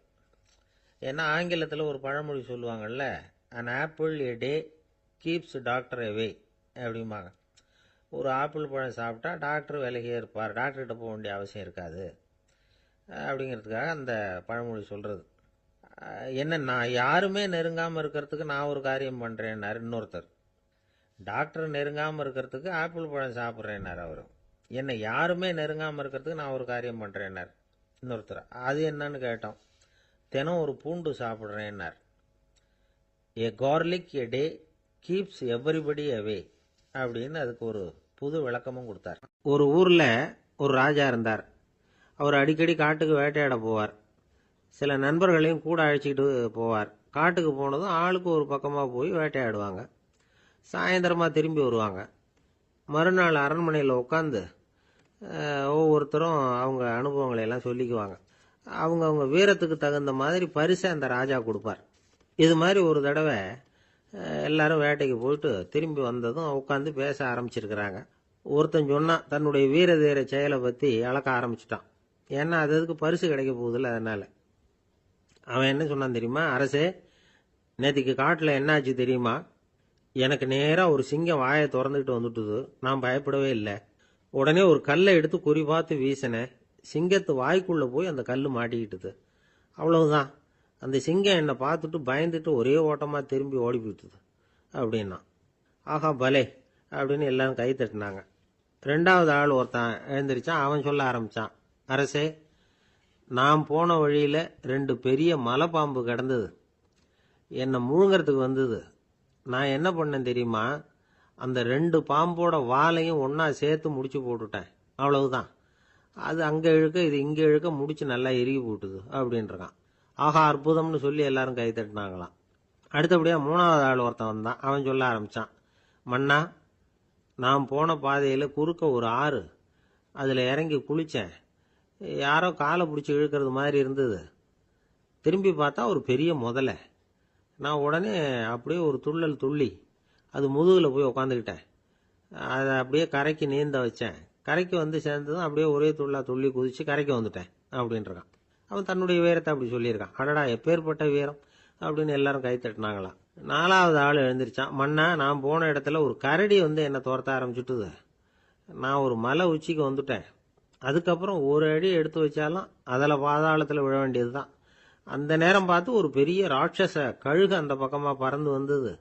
நான் உடனே அப்படியே உயர எழும்பி அந்த கழுகோட காலை பிடிச்சிக்கிட்டேன். அப்படியே தொங்கிக்கிட்டே வந்தேன். ஒரு நல்ல இடம் வந்ததும் தொப்புன்னு கீழே குதிச்சு நடந்து வந்துட்டேன்னா. இதுக்கும் எல்லாரும் கை தட்டுறாங்க. கடைசியாக ஒரு ஆள் எழுந்திரிச்சான். அரசே, நான் போன வழியில் ஒரு பெரிய யானை குறுக்க வந்தது. பயங்கரமாக சத்தம் போட்டுக்கிட்டே வந்தது. நான் பயந்து ஓடலை. உடனே என்ன பண்ணேன் தெரியுமா? அந்த யானையோட வாலை பிடிச்சி தூக்கினேன், தலைக்கு மேலே தூக்கி கர கர கர கரன்னு சுத்தினேன், வேகமாக சுற்றி வீசி எறிஞ்சேன், அவ்வளவுதான். அதே ஸ்பீடில் அந்த யானை மேலே போக ஆரம்பிச்சுட்டுது. இன்னும் கூட அது போய்கிட்டே தான் இருக்குது, கீழே விழவே இல்லைன்னா. இதை கேட்டதும் ராஜாவுக்கு கோபம் வந்துட்டுது. என்ன முட்டாள்னு நினச்சிக்கிட்டு பேசுறியா? யானையை நீ வாலை பிடிச்சி தூக்குன, அதை நான் நம்பணுமா அப்படின்னார். உடனே இவன் பணிவா பதில் சொன்னான். அரசே, ஒரு சிங்கத்து வாயில கல் மாட்டிக்கிட்டதை நம்புறீங்க, மலைப்பாம்பு வாலை பிடிச்சி முடிச்சு போட்டதை நம்புறீங்க, முதல்ல முதுகலை சவாரி பண்ணதையும் நம்புறீங்க, கழுகு காலை பிடிச்சிக்கிட்டு பறக்கிறதையும் நம்புறீங்க. அப்படி நம்புறப்ப நான் சொன்னதை மட்டும் நம்பக்கூடாதா அப்படின்னு கேட்டானான். பொய் சொன்னவங்கெல்லாம் தலையை தொங்க போட்டுக்கிட்டாங்களாம். ராஜா அவங்கள பார்த்து சொன்னாராம், நீங்கள் எல்லாரும் என்னை முட்டாளாக்கி இருக்கிறீங்க. கடைசியாக பேசின இவன் தான் எனக்கு உண்மை எது பொய் எதுங்கிறத புரிய வச்சிருக்கிறான். இவன் தான் உண்மையான தைரியசாலி அப்படின்னு சொல்லி அவனுக்கே பரிசெல்லாம் கொடுத்து பாராட்டினாராம். இப்படி ஒரு கதை. உண்மையை நிலைநாட்டுகிறவன் தான் உண்மையான வீரன் அப்படிங்கிறத இதிலிருந்து நாம் புரிஞ்சுக்கணும். இந்த காலத்துல எல்லாம் பொய் சொன்னாதான் பழைக்க முடியுங்கிறது ஒரு சில பேரோட நம்பிக்கை. ஒரு அப்பாவுக்கு தன் மகனுக்கு பொய் சொல்ல தெரியலையேங்கிற கவலை. பொய் சொன்னாதான் இந்த உலகத்தில் பிழைக்கலாம், ஆனால் இவனுக்கு அது தெரியலையே, அதனால் இவனை அழைச்சிட்டு போய் நடுக்கடலில் விட்டுட்டு வந்துடுவோம் அப்படின்னு அழைச்சிட்டு புறப்பட்டான். கடற்கரைக்கு போனான். மகனுக்கு சந்தேகம், எங்கேப்பா என்னை அழைச்சிட்டு போகிறேன்னு கேட்டிருக்கான். கடலில் மீன் பிடிக்க கற்றுக் கொடுக்க போகிறேன் உனக்கு அப்படின்னானா. நான் ஏற்கனவே மீன் பிடிச்சிட்டேனேன்னானா இவன். மகன் எங்கே அதுன்னு கேட்டிருக்கான். அப்பங்காரன் சுட்டு சாப்பிட்டுட்டேன் இருக்கான் புள்ள. அப்பங்காரன் பார்த்தான், சரி நம்ம புள்ள பொழைச்சிக்கோ அப்படின்னு சொல்லி திருப்பி அழைச்சிட்டு வந்துட்டான். ஒரு பெரிய பியானோ கலைஞர் வியன்னாவில் இருந்தார். ரொம்ப புகழ்பெற்ற இசை கலைஞர் அவர். இங்கிலாந்து மகாராணி விக்டோரியா அவருடைய சங்கீதத்தை கேட்கணும்னு ஆசைப்பட்டாங்க. அவரை அரண்மனைக்கு கூப்பிட்டாங்களாம். பியானோ வாசிக்க சொல்லி கேட்டாங்களாம். இவரும் ரொம்ப பிரமாதமாக வாய்ச்சி காட்டியிருக்கார். உடனே பாராட்டி பரிசுகள்லாம் கொடுத்து அனுப்புனாங்களாம். அந்த இசையை கேட்கறதுல அரசிக்கு ரொம்பவும் ஆர்வம் உண்டு. அதனால் அதுக்கப்புறமும் அந்த கலைஞர் அடிக்கடி அரண்மனைக்கு வர வேண்டிய அவசியம் ஏற்பட்டது. ஏன்னா அரசி கூப்பிட ஆரம்பித்தாங்க. இவர் போகணும், அங்கே இசை நிகழ்ச்சி நடத்தணும். இவர் அங்கே பாடி வாசிக்கிறது உண்டு. ஒரு தடவை மகாராணி அவரை பார்த்து, உங்கள் நாட்டு தேசிய கீதம் பாடுங்களேன் அப்படின்னு கேட்டாங்களாம். உடனே அவர் தன்னுடைய நாடான ஆஸ்திரியாவின் தேசிய கீதத்தை பாடியிருக்கிறார். அவர் பாட ஆரம்பித்த உடனே மகாராணி எழுந்திரிச்சு நின்னாங்களாம். அதுக்கு மரியாதை செலுத்துகிற நோக்கத்தோட பாட்டு முடிகிற வரைக்கும் அப்படியே நின்றுக்கிட்டு இருந்தாங்களாம். இதுதான் அந்த அரசியினுடைய பெருந்தன்மை. அதாவது நாட்டுப்பற்றுங்கிறது அந்த அளவுக்கு அப்படி இருக்கணும். இப்படி ஒரு அரசியே நம்ம நாட்டு தேசிய கீதத்துக்கு எழுந்திரிச்சு நின்று மரியாதை செலுத்துகிறாங்க அப்படிங்கிறத புரிஞ்சுக்கும் பொழுது அந்த முதிய கலைஞரின் மகிழ்ச்சிக்கு அளவே இல்லையா. அதுக்கப்புறம் அந்த பியானோ கலைஞர் ஒரு நாள் தன்னுடைய நண்பர் ஒருத்தர்கிட்ட பேசிக்கிட்டு இருந்தாராம். அப்போ சொன்னாராம், மகாராணியார் எனக்கு எவ்வளவோ பரிசுகள்லாம் கொடுத்துருக்குறாங்க. ஒரு தடவை எனக்கு வைரக்கல் பதித்த அணி ஒன்றை கூட பரிசாக கொடுத்தாங்க. ஆனால் அதை விட உயர்ந்த விலை மதிக்க முடியாத அணி என்ன தெரியுமா? நான் என்னுடைய நாட்டு தேசிய கீதத்தை நான் பாடுறப்போ அவங்க எழுந்திரிச்சு நின்று மரியாதை செலுத்தினாங்களே, அதுதான் எனக்கு கிடைச்ச மிகப்பெரிய பரிசு அப்படின்னாராம். எனக்கு தெரிஞ்ச சங்கீத வித்வான் ஒருத்தர் இருக்கார். சமீபத்தில் ஒரு நாள் அவரை பார்த்தேன். எப்படி போயிட்டுருக்கு உங்கள் தொழில் அப்படின்னு கேட்டேன். ரொம்பவும் வித்தியாசமாக போயிட்டுருக்குங்க அப்படின்னார். என்ன சொல்கிறீங்க அப்படின்னேன். முன்னாடியெல்லாம் நான் பாடினா எதிரில் இருக்கிறவங்க தான் எழுந்திரிச்சு போயிட்டு இருந்தாங்க. இப்போ எப்படின்னா நான் பாட ஆரம்பிச்சுட்டா உடனே பக்கவாத்தியக்காரனே எழுந்திரிச்சு போயிடுறான் அப்படின்னார் ரொம்ப வேதனையோட. அளவுக்கு மிஞ்சினால் அமிர்தமும் நஞ்சு அப்படின்னு சொல்லுவாங்க. அது உண்மைதான். ஒருத்தருக்கு அளவுக்கு மீறிய புகழ் வந்துட்டுதுன்னு வச்சுங்க, அது கூட ஆபத்தாக போயிடுறது உண்டு. பழங்காலத்துல எல்லாம் கிரேக்க தேசத்தில் ஒரு பழக்கம் உண்டாம். அதாவது யாராவது ஒருத்தரை நாடு கடத்தணும்னா அதுக்கு ஒரு வழி உண்டு. அதாவது ஒருத்தரை நாடு கடத்தணும்னு மக்கள் விரும்புகிறாங்கன்னு வச்சுங்களேன், அவர் பேரை ஒரு மண்பாண்ட ஓட்டுச்சில்லில் எழுதி அதை ஒரு குறிப்பிட்ட பொது இடத்துல போட்டுற வேண்டியது, அவ்வளவுதான். இது மாதிரி பல பேர் போட்டுக்கிட்டே இருப்பாங்க. எல்லாம் அப்படியே குவிஞ்சு போயிடும். அந்த ஓட்டாஞ்சில்லு குவியலில் யாருடைய பேர் அதிகமாக இருக்குதோ அந்த நபரை ஒரு 10 ஆண்டுகள் நாடு கடத்தி விடுவாங்க. இது அந்த ஊர் வழக்கமாக. ஒரு நாள் அந்த குவியலுக்கு பக்கத்தில் ஒரு ஆள் நின்றுக்கிட்டு இருக்கிறான். அவன் கையில் ஒரு ஓட்டாஞ்சில்லு வச்சிருக்கிறான். அதில் யாரோட பேரையோ எழுதணும், எழுதி அந்த இடத்துல போடணுங்கிறது அவன் ஆசை. ஆனால் அவன் படிக்காதவன், அதனால் எழுத தெரியல. யாராவது அந்த வழியாக வர்றாங்களான்னு பார்த்துக்கிட்டே நின்றுக்கிட்டு இருந்தான். ஒரு பெரியவர் வந்துக்கிட்டு இருந்தார். அவர்கிட்ட ஓடினான். கையில் இருந்த மண்பாண்ட சில்லை கொடுத்தான். ஐயா, இதில் ஒரு பேர் எழுதி கொடுங்களேன்னா. அந்த பெரியவர் அதை வாங்கி கையில் வச்சுக்கிட்டு, என்ன பேர் எழுதணும் சொல்லு அப்படின்னா. இவன் சொன்னான், அரிஸ்டைடிஸ் அப்படின்னு எழுதுங்க அப்படின்னா. இதை கேட்டதும் அந்த பெரியவருக்கு அதிர்ச்சி. ஏன்னா அவர் தான் அரிஸ்டைடிஸ், தத்துவ மேதை அரிஸ்டைடிஸ் அவர். இருந்தாலும் நான் தான் அதுங்கிறத காட்டிக்காம அந்த ஆளுகிட்ட கேட்டார். அது சரிப்பா, அரிஸ்டைடிஸ்ங்கிற பேரை எழுத சொல்ற, அவர் உனக்கு என்ன கெடுதல் பண்ணார்? அவர் பேரை இதில் எழுத சொல்றியே அப்படின்னு கேட்டிருக்கார். அதுக்கு இவன் சொன்னானா, அவர் எனக்கு எந்த கெடுதலும் பண்ணல, அவரை நான் பார்த்தது கூட இல்லை அப்படின்ட்டுருக்கான். அப்புறம் எதுக்காக அவரை நாடு கடத்தணும்னு நீ ஆசைப்படுற அப்படின்னு கேட்டிருக்கார். இப்போ அந்த ஆள் சொல்கிறான், அரிஸ்டைடஸை பற்றி எல்லாரும் பேசுகிறாங்க, அவர் ரொம்ப நல்லவர், அவர் ஒரு பெரிய அறிவாளிங்கிறாங்க, அவர் ஒரு பெரிய வள்ளல், பேரறிஞர், இப்படி எல்லாரும் சொல்கிறத கேட்டு கேட்டு எனக்கு ரொம்ப அலுத்து போயிட்டுது, அதனால தான் வெறுப்பாயிட்டேன் அப்படின்னு நானும். இதிலேருந்து என்ன தெரியுது? நாம் நல்லவனாக இருக்கிறதுல ஒன்றும் இடைஞ்சல் இல்லை. ஆனால் நம்மளை நல்லவன் நல்லவன் எல்லாரும் சொல்ல ஆரம்பிச்சிட்டாங்கன்னு வச்சுக்கோங்க, அப்போ இடைஞ்சல் ஆரம்பம்னு அர்த்தம். எதுவுமே அளவுக்கு மிஞ்சி போகாமல் பார்த்துக்க வேண்டியது ரொம்ப அவசியம். அளவுக்கு அதிகமாக ஆசைப்படாதவங்களில் ஆப்ரஹாம் லிங்கனும் ஒருத்தரான். அவர் ஒரு தடவை தன்னுடைய நண்பர்கள்கிட்ட பேசிக்கிட்டு இருந்தாராம். ஒருத்தர் கேட்டிருக்கார், ஒரு மனுஷனுக்கு கால்கள் எவ்வளவு உயரம் இருக்கணும் அப்படின்னு கேட்டாராம். இதுக்கு ஆப்ரஹாம் லிங்கன் சொன்னாராம், அது என்ன, இடுப்புலேருந்து தரையை தொடுற அளவுக்கு உயரம் இருந்தால் போதும் அப்படின்னாராம். காசி மாநகரத்தை பிரம்மதத்தன் அப்படிங்கிற ராஜா ஆட்சி பண்ணிட்டு வந்தார். அவர் ஒவ்வொரு வருஷமும் ஒரு திருவிழா நடத்துறது வழக்கம். எல்லா தேசத்திலிருந்தும் எல்லா வகையான ஜனங்களும் அதில் கலந்துக்குவாங்க. ஒரு சமயம் அது மாதிரி விழா நடந்துக்கிட்டு இருந்தது. வைகுண்டத்திலிருந்து தேவலோகத்திலிருந்து நிறைய தேவகுமாரர்கள்லாம் காசி நகருக்கு அப்போது வந்திருந்தாங்க.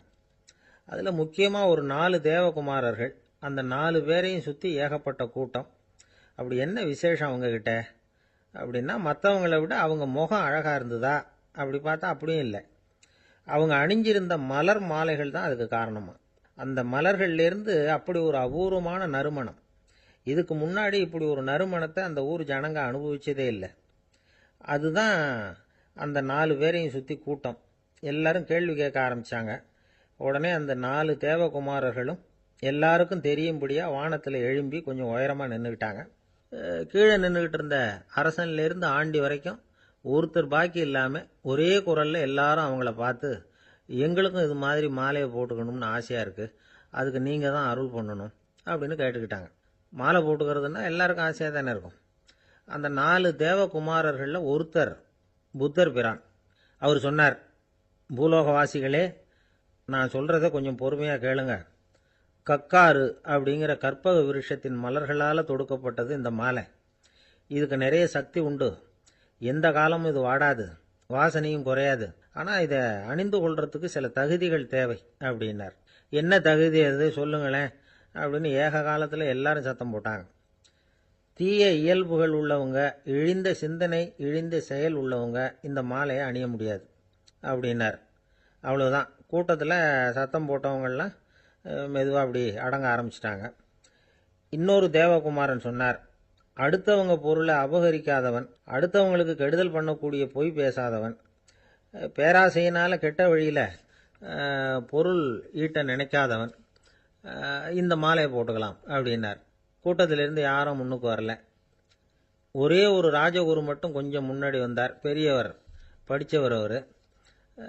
எனக்கு தகுதி இருக்குது அந்த மாலையை போட்டுக்கிறதுக்கு அப்படின்னார். வேற ஒன்றும் இல்லை, பொய் சொல்லியாவது அந்த மாலையை வாங்கிக்குவோமே அப்படின்னு முடிவு பண்ணிட்டார் அவர். அவ்வளோதான், மாலையை வாங்கிட்டார். அடுத்த தேவகுமாரன் பேசினார். யாருக்கு திடமான அறிவும் மனமும் இருக்குதோ, யாருக்கு நல்ல காரியங்களில் அசையாத ஈடுபாடு இருக்குதோ, நல்ல அரிய பொருள்களை தனியாக தான் மட்டும் அனுபவிக்க விரும்பாதவர் யாரோ அவர் முன்னாடி இந்த மாலையை வாங்கிக்கலாம் அப்படின்னார். அந்த தகுதியும் எனக்கு இருக்குன்னார் ராஜகுரு. மாலையை வாங்கி போட்டுக்கிட்டார். இன்னொரு ராஜகுமாரன் பேச ஆரம்பித்தார். அறநெறியில் செல்வம் சேர்க்கணும், ஆடம்பர பொருள்களுக்கு அடிமையாகக்கூடாது, வெற்றி அடைஞ்சாலும் கர்வம் வரக்கூடாது, அப்படிப்பட்டவங்க இந்த மாலையை போட்டுக்கலாம்னார். துணிஞ்சு பொய் சொல்லி அதையும் வாங்கி கழுத்தில் போட்டுக்கிட்டார் இந்த ராஜகுரு. இன்னொரு ராஜகுமாரன் சொன்னார், சான்றோர்களை நிந்திக்காதவங்க, புறம் பேசாதவங்க இந்த மாலையை போட்டுக்கலாம்னார். அதையும் வாங்கி போட்டுக்கிட்டார். திருவிழா முடிஞ்சுது, எல்லாரும் திரும்பி போயிட்டாங்க. மறுநாள் ராஜகுரு 4 மாலைகளையும் போட்டுக்கிட்டு ராஜசபைக்கு வரார். வந்தவர் ரொம்ப அவஸ்தையோடு வர்றார். மாலையெல்லாம் வாடி போயிட்டுது, வாசனை எதுவும் கிடையாது. அது மட்டும் இல்லை, அவருக்கு கடுமையான தலைவலி வேற வந்துட்டுது. துடிச்சு போயிட்டார். மாலையை கழட்டவும் முடியல. ஜனங்கள்லாம் அவரை பார்த்து சிரிக்க ஆரம்பிச்சிட்டாங்க. என்னத்துக்கு ஆசைப்படணும், ஏன் இப்படி கஷ்டப்படணும் அப்படின்னு. ராஜா பார்த்தார். மறுபடியும் விழாவுக்கு ஏற்பாடு பண்ணினார். தேவகுமாரர்கள்லாம் வந்தாங்க. ராஜகுரு வந்தார். மக்கள் முன்னிலையில் அவங்க காலில் விழுந்தார், மன்னிப்பு கேட்டுக்கிட்டார். இந்த மாலையை போட்டுக்கிற தகுதி எனக்கு இல்லை. தகுதி இல்லாத ஒருத்தன் தகாத தகுதியை பொய் மூலம் பெறணும்னு ஆசைப்படுறாங்களே, அவங்களுக்கெல்லாம் என்னுடைய தண்டனை ஒரு எச்சரிக்கையாக இருக்கட்டும்னார். அதுக்கப்புறம் தேவகுமாரர்கள் அவர் கழுத்தில் இருக்கிற மாலையை கழட்டினாங்களாம். அந்த மாலைகளும் பழையபடி மனம் கொடுக்க ஆரம்பிச்சுட்டு தான். இதுலேருந்து நாம் தெரிஞ்சுக்க வேண்டியது என்னென்னா, நமக்கு தகுதி இல்லாத ஒரு கௌரவம் நம்மக்கிட்ட தானாக வந்தால் கூட அதை தவிர்த்து விடுறது தான் நல்லது. அதுதான் புத்திசாலித்தனம். ஒருத்தர் வந்தார். சார், எங்கள் இலக்கிய மன்ற விழாவுக்கு நீங்கள் தலைமை தாங்கணும்னார். உடனே இவர் சொன்னார், பேச்சாளர், சார், இலக்கியத்தை பற்றி பேசுகிற தகுதி எனக்கு இல்லையே அப்படின்னார். உடனே அவர் கூப்பிட வந்தவர் சொன்னார், அந்த தகுதி உங்களுக்கு இல்லைங்கிறது எங்களுக்கும் தெரியும் சார், அதனால தான் உங்களை தலைமை தாங்க கூப்பிடுறேன் அப்படின்னார். அது சரி, தலைமைன்னா அதுக்கு இவர் என்னதான் அர்த்தம் பண்றாருன்னு தெரியல. காஞ்சிபுரத்துல பல்லவ ராஜா ஒரு கோவில் கட்டினார், கைலாசநாதர் கோவில். அதுக்கு கும்பாபிஷேகம் பண்றதுக்கு ஒரு நாள் குறிப்பிட்டு அதுக்கு வேண்டிய ஏற்பாடுகள்லாம் பண்ணினார். முதல் காரியமா கடவுளை வேண்டிக்கிட்டார், நீங்க இந்த கும்பாபிஷேகத்துக்கு நேரில் கலந்துக்கணும்னார். கடவுள் அந்த ராஜா கனவுல வந்தார். நீ கும்பாபிஷேகம் வச்சிருக்கிற அதே நாள்ல அதே நேரத்தில் எனக்கு இன்னொரு ஊர்ல ஒரு கும்பாபிஷேகம் இருக்குது, அதுக்கு போக வேண்டியிருக்கு. அதாவது திருநின்ற ஊர்ல என்னுடைய பக்தர் ஒருத்தர், அவரும் ஒரு கோயில் கட்டி கும்பாபிஷேகம் செய்கிறார். நான் அதுக்கு போக வேண்டியிருக்கு, அதனால உன்னுடைய தேதியை நீ மாத்தி வச்சுக்கோ அப்படின்னார். கடவுள் தான் எங்கேயும் இருக்கிறவராச்சே, அவர் நினைச்சா 2 இடத்துலயும் இருந்து கோயில் கும்பாபிஷேகத்தை நடத்த முடியாதா? ஏன் அப்படி செய்யல? அது ஒரு முக்கியமான காரணத்துக்காகத்தான். திருநின்ற ஊர்ல இருந்த பூசலாருங்கிற அந்த அடியாரின் பெருமையை இந்த உலகத்துக்கு எடுத்து காட்டணுங்கிறதுக்காகத்தான் கடவுள் அந்த ராஜா கிட்ட அப்படி சொன்னார். சரி, அந்த அடியார் அப்படி என்னதான் பெருசா கோயில் கட்டி விட்டார்? ராஜா கட்டின கோயிலை விட பெருசா? அவர் கட்டினது கருங்கல்லாலேயோ மண்ணாலேயோ மரத்தாலேயோ இல்ல. அவர் கட்டின கோயில் வேற மாதிரி. அது மனசால கட்டின கோயில், மனசுக்குள்ள இருக்கிற கோவில், மனக்கோவில். அந்த அடியார் தன்னோட மனசுக்குள்ள மாசக்கணக்கா ஒவ்வொரு கல்லா சேர்த்து கட்டின கோவில். இந்த விஷயம் ராஜாவுக்கு தெரியாது. அவர் என்ன நினைச்சுட்டாரு, அது நாம கட்டின கற்கோயிலை விட ரொம்ப பெருசா இருக்கும் போல இருக்கு அப்படின்னு நினைச்சுட்டாரு. சரி, அப்பேற்பட்ட அந்த கோயிலை தரிசனம் பண்ணிவிட்டு வருவோம் அப்படின்னு நினைச்சு ராஜா திருநின்ற ஊருக்கு போறார். அங்க போய் பார்த்தா கோயிலையும் காணும், ஒன்னையும் காணும். கடைசியில பூசலார் கட்டின மனக்கோவில் தான் அதுங்கிறத அவர் புரிஞ்சுக்கிறார். உடனே அந்த அடியாரின் காலில் விழுந்து வணங்குறார். அவரோ, இது மனசால முயன்ற கோவில், இதுக்கு இத்தனை பெருமையா அப்படின்னு ஆச்சரியப்படுறார். இதுல ஆச்சரியப்படுறதுக்கு ஒண்ணும் இல்லை. ஆண்டவன் விரும்புறது அகபக்தியையே தவிர புற தோற்றங்களே அல்ல. இதை நாம புரிஞ்சுக்கிட்டோம்னா நமக்குள்ள எந்த வேறுபாடுகளும் வர்றதுக்கு வழியே இல்லை. இன்னொரு ராஜா இருந்தார். அவரு ஆண்டவனுக்கு படைக்கிறதுக்காக ஒரு தார் நல்ல செவ்வாழைப்பழமா எடுத்துக்கிட்டு போகணும்னு நினைச்சார். அதனால முத நாளே அதை வாங்கிட்டு வர சொன்னார் வேலைக்காரங்கிட்ட. வேலைக்காரன் போனா, கடைத்தெருவில் ஒரு தார் பழம் வாங்கினா. வர்ற வழியில அவன் குடிசை, அப்படியே எட்டி பார்த்துட்டு போவோமேன்னு நினைச்சான். போனான். அங்க இவனோட குழந்தை பாவம் பசியால கத்திக்கிட்டு இருக்கு. இவன் பார்த்தான், இவ்வளவு பெரிய தாரில் ஒரு 2 பழம் எடுத்தா தெரியவா போகுது அப்படின்னு நினைச்சு ஒரு 2 பழத்தை பிச்சு அந்த குழந்தைகிட்ட கொடுத்தான். அது அதை வாங்கி வயிறார சாப்பிட்டுது. பசி அடங்குச்சு, விளையாட போயிட்டுது. இவன் அதுக்கப்புறம் வாழைப்பழத்தை எடுத்துக்கிட்டு அரண்மனைக்கு வந்தான். 2 பழம் பிச்சிருக்கிறது ராஜாவுக்கு தெரிஞ்சு போச்சு. இவன் உண்மையை சொல்லிவிட்டான். உடனே ராஜா, கடவுளுக்கு படைக்க வேண்டிய பொருளை குழந்தை எச்சில் பண்ண விட்டுருக்கியே அப்படின்னு சொல்லி அவனை கட்டி வச்சு சாட்டையால் அடிச்சார் பாவம். மறுநாள் பழத்தை கோயிலுக்கு எடுத்துட்டு போனார். கடவுள் முன்னாடி வச்சார். கடவுள் கண்ணை திறந்து பார்த்தார், பழம்லாம் அழுகி இருக்குது. என்ன இது அழுகி போன பழம் அப்படின்னார். ராஜா முழிச்சார். நல்லா தானே இருந்தது அப்படின்னு நினைச்சார். அப்போ கடவுள் அந்த ராஜா கிட்ட சொன்னாராம், இத பாருப்பா, இந்த தாரில் 2 பழம் தான் நல்ல பழம், அந்த 2 பழங்களையும் நேத்திக்கே நான் சாப்பிட்டுட்டேன் அப்படின்னாராம். அப்பதான் ராஜாவுக்கு புரிஞ்சுது, ஏழை குழந்தையின் பசியை தீர்க்கறதுக்காக உதவுன அந்த 2 பழம்தான் இறைவன் சாப்பிட்ட பழம்னு. இறைவன் இருக்கிற இடம் எது? இதுதான். ஒருத்தரை பார்த்து உன்னுடைய நண்பர்கள் யார் அப்படின்னு ஒரு கேள்வி கேட்டு பாருங்க. கொஞ்சம் யோசிச்சு யோசிச்சு பதில் சொல்லுவாங்க. அவங்க கிட்டயே உன்னுடைய எதிரிகள் யார் அப்படின்னு கேளுங்க, கடகடன்னு ஒப்பிச்சிருவாங்க. நம்ம மனசு இருக்க அது எப்படின்னா, நம்ம நண்பர்களை விட எதிரிகளை அது நல்லா ஞாபகத்தில் வச்சுக்கும். இது ஒரு ஆச்சரியமான உண்மை. உங்களால நண்பர்களை மறந்துட முடியும், ஆனா எதிரிகளை மறந்துட முடியாது. இது ஒரு வேடிக்கையான நிலைமை தான். அழகான தருணங்களை நாம ஏன் மறந்துடுறோம்? இது இயற்கை. ஏன்னா நம்ம மனசு மலர்களை கவனிக்கிறது இல்லை, அதுல இருக்கிற முள்ளை தான் கவனிக்குது. தன்னை காயப்படுத்துகிற எதையும் அது உடனே கண்டுகொள்ளுது. ஒரு தெளிந்த சிந்தனை உடைய மனசு மிக அழகாக உள்ள எல்லாத்தையும் கவனிக்கும். அது நன்றியுடன் உணரக்கூடிய எல்லாத்தையும் பார்த்து குறிச்சிக்கும். இப்படிப்பட்டவங்க வாழ்க்கை இயல்பாகவே நல்லா அமையும். அது ரொம்ப அபூர்வம். மனசுல உள்ள ஒரு சிறிய அமைப்பை மாற்றுவதை பொறுத்து தான் இந்த விஷயம் அப்படிங்கிறார் ஓஷோ. ஒரு யூத கோவில் இருந்துதான். அது யூதர்களின் மடமாவும் இருந்தது. அங்க ஒரு தலைமை குரு, அவர் ரொம்ப கண்டிப்பானவர். அந்த கோவிலை ஒட்டி ஒரு தோட்டம். ஒரு நாள் காலையில் அந்த தோட்டத்தில் 2 இளம் யூதர்கள் நடந்து போய்கிட்டு இருக்கிறாங்க. காலையில் 1 மணி நேரம், மாலையில் 1 மணி நேரம் அவங்க அந்த தோட்டத்தில் நடக்கிறதுக்கு அனுமதி உண்டு. மற்ற நேரங்களில் அவங்க மத புத்தகங்களை படிக்கணும், பிற விதிமுறைகளை கடைபிடிக்கணும். அந்த 2 பேருமே தொடர்ந்து புகைப்பிடிக்கிற பழக்கம் உள்ளவங்க. ஆனால் கோவில் மடத்தில் இருக்கிறப்போ அவங்க புகைப்பிடிக்க முடியாது, அது கடுமையான குற்றம். சரி, நாம் தோட்டத்தில் இருக்கிறப்போவாவது புகைப்பிடிக்கலாமா அப்படின்னு ஒரு ஆசை அவங்க 2 பேருக்குமே. இருந்தாலும் பயம். இப்படி கேட்டால் மதகுரு என்ன சொல்லுவாரோ அல்லது என்ன செய்வாரோங்கிற பயம். இப்படியே கொஞ்ச நாள் ஆச்சு. ஒரு நாள் அந்த 2 பேரில் ஒருத்தன் ரொம்ப கலங்கி போய் அந்த கோவில்ல இருந்து வெளியில் வந்துக்கிட்டு இருந்தான். வந்தவன் நேராக தோட்டத்து பக்கம் போனான். அங்கே இன்னொருத்தன் ஆனந்தமாக புகை பிடிச்சிக்கிட்டு இருக்கிறான். அதை பார்த்து தான் இவனுக்கு அதிர்ச்சி. அட கடவுளே, என்ன இது, நீ கேட்காமலே ஆரம்பிச்சிட்டியா அப்படின்னா. இல்லை இல்லை, நான் கேட்டுவிட்டு தான் ஆரம்பிச்சிருக்கேன்னா அவன். அப்படியா, என்ன மனுஷன் இவர், நானும் தான் கேட்டேன், என்ன கண்ணாமுன்னான்னு திட்டிவிட்டார். இது என்ன கோவிலா இல்லை நரகமா? உனக்கு புகை பிடிக்கணும்னு ஆசையாக இருந்தால் நரகத்துக்கு போகணும்னு சொல்லிவிட்டார். அது சரி, உன்னை மட்டும் எப்படி அனுமதிச்சார் அப்படின்னு கேட்டான் இவன். அவன் சிரிச்சுக்கிட்டே, நீ எப்படி கேட்ட சொல்லு அப்படின்னா. நாம் இந்த தோட்டத்துக்கு வர அனுமதிக்கப்பட்டிருக்கிறதே ஜபத்துக்காகத்தானே, அதனால் நான் ஜபம் சொல்லும் பொழுது புகை பிடிக்கலாமா அப்படின்னு கேட்டேன். அதுக்கு தான் அவர் சத்தம் போட்டு என்னை அடிக்கவே வந்துட்டார் அப்படின்னா இவன். நீ ஒரு மாதிரியாக கேட்டிருக்க, நான் வேற மாதிரியாக கேட்டிருக்கிறேன். ஜபம் சொல்லும்போது புகை பிடிக்கலாமான்னு நீ கேட்டிருக்க. ஐயா, புகை பிடிக்கும் பொழுது ஜபிக்கலாமா அப்படின்னு நான் கேட்டேன். அதில் தப்பு ஒன்றும் இல்லை அப்படின்னு பதில் சொல்லிட்டார் அப்படின்னா. ஒரு சிறிய மாற்றம்தான் அது மிகப்பெரிய மாறுதலை ஏற்படுத்தி விட்டது. மனசு நல்ல விதமாக சிந்திக்க ஆரம்பிச்சுட்டுதுன்னா மகிழ்ச்சிக்கு பஞ்சம் இல்லை. ஒரு கஞ்சன் ஆற்றுல விழுந்துட்டான். வெள்ளத்தில் தத்தளிச்சுக்கிட்டு இருக்கிறான். கரையில் நின்ன ஒருத்தர், உன் கையை கொண்டா இப்படி பிடிச்சி இழுத்து கரையில் சேர்த்து விடுறேன்னார். எதையும் கொடுத்து பழக்கம் இல்லாத அவன் கையையும் கொடுக்க மாட்டேன்னுட்டான். இவர் பார்த்தார்.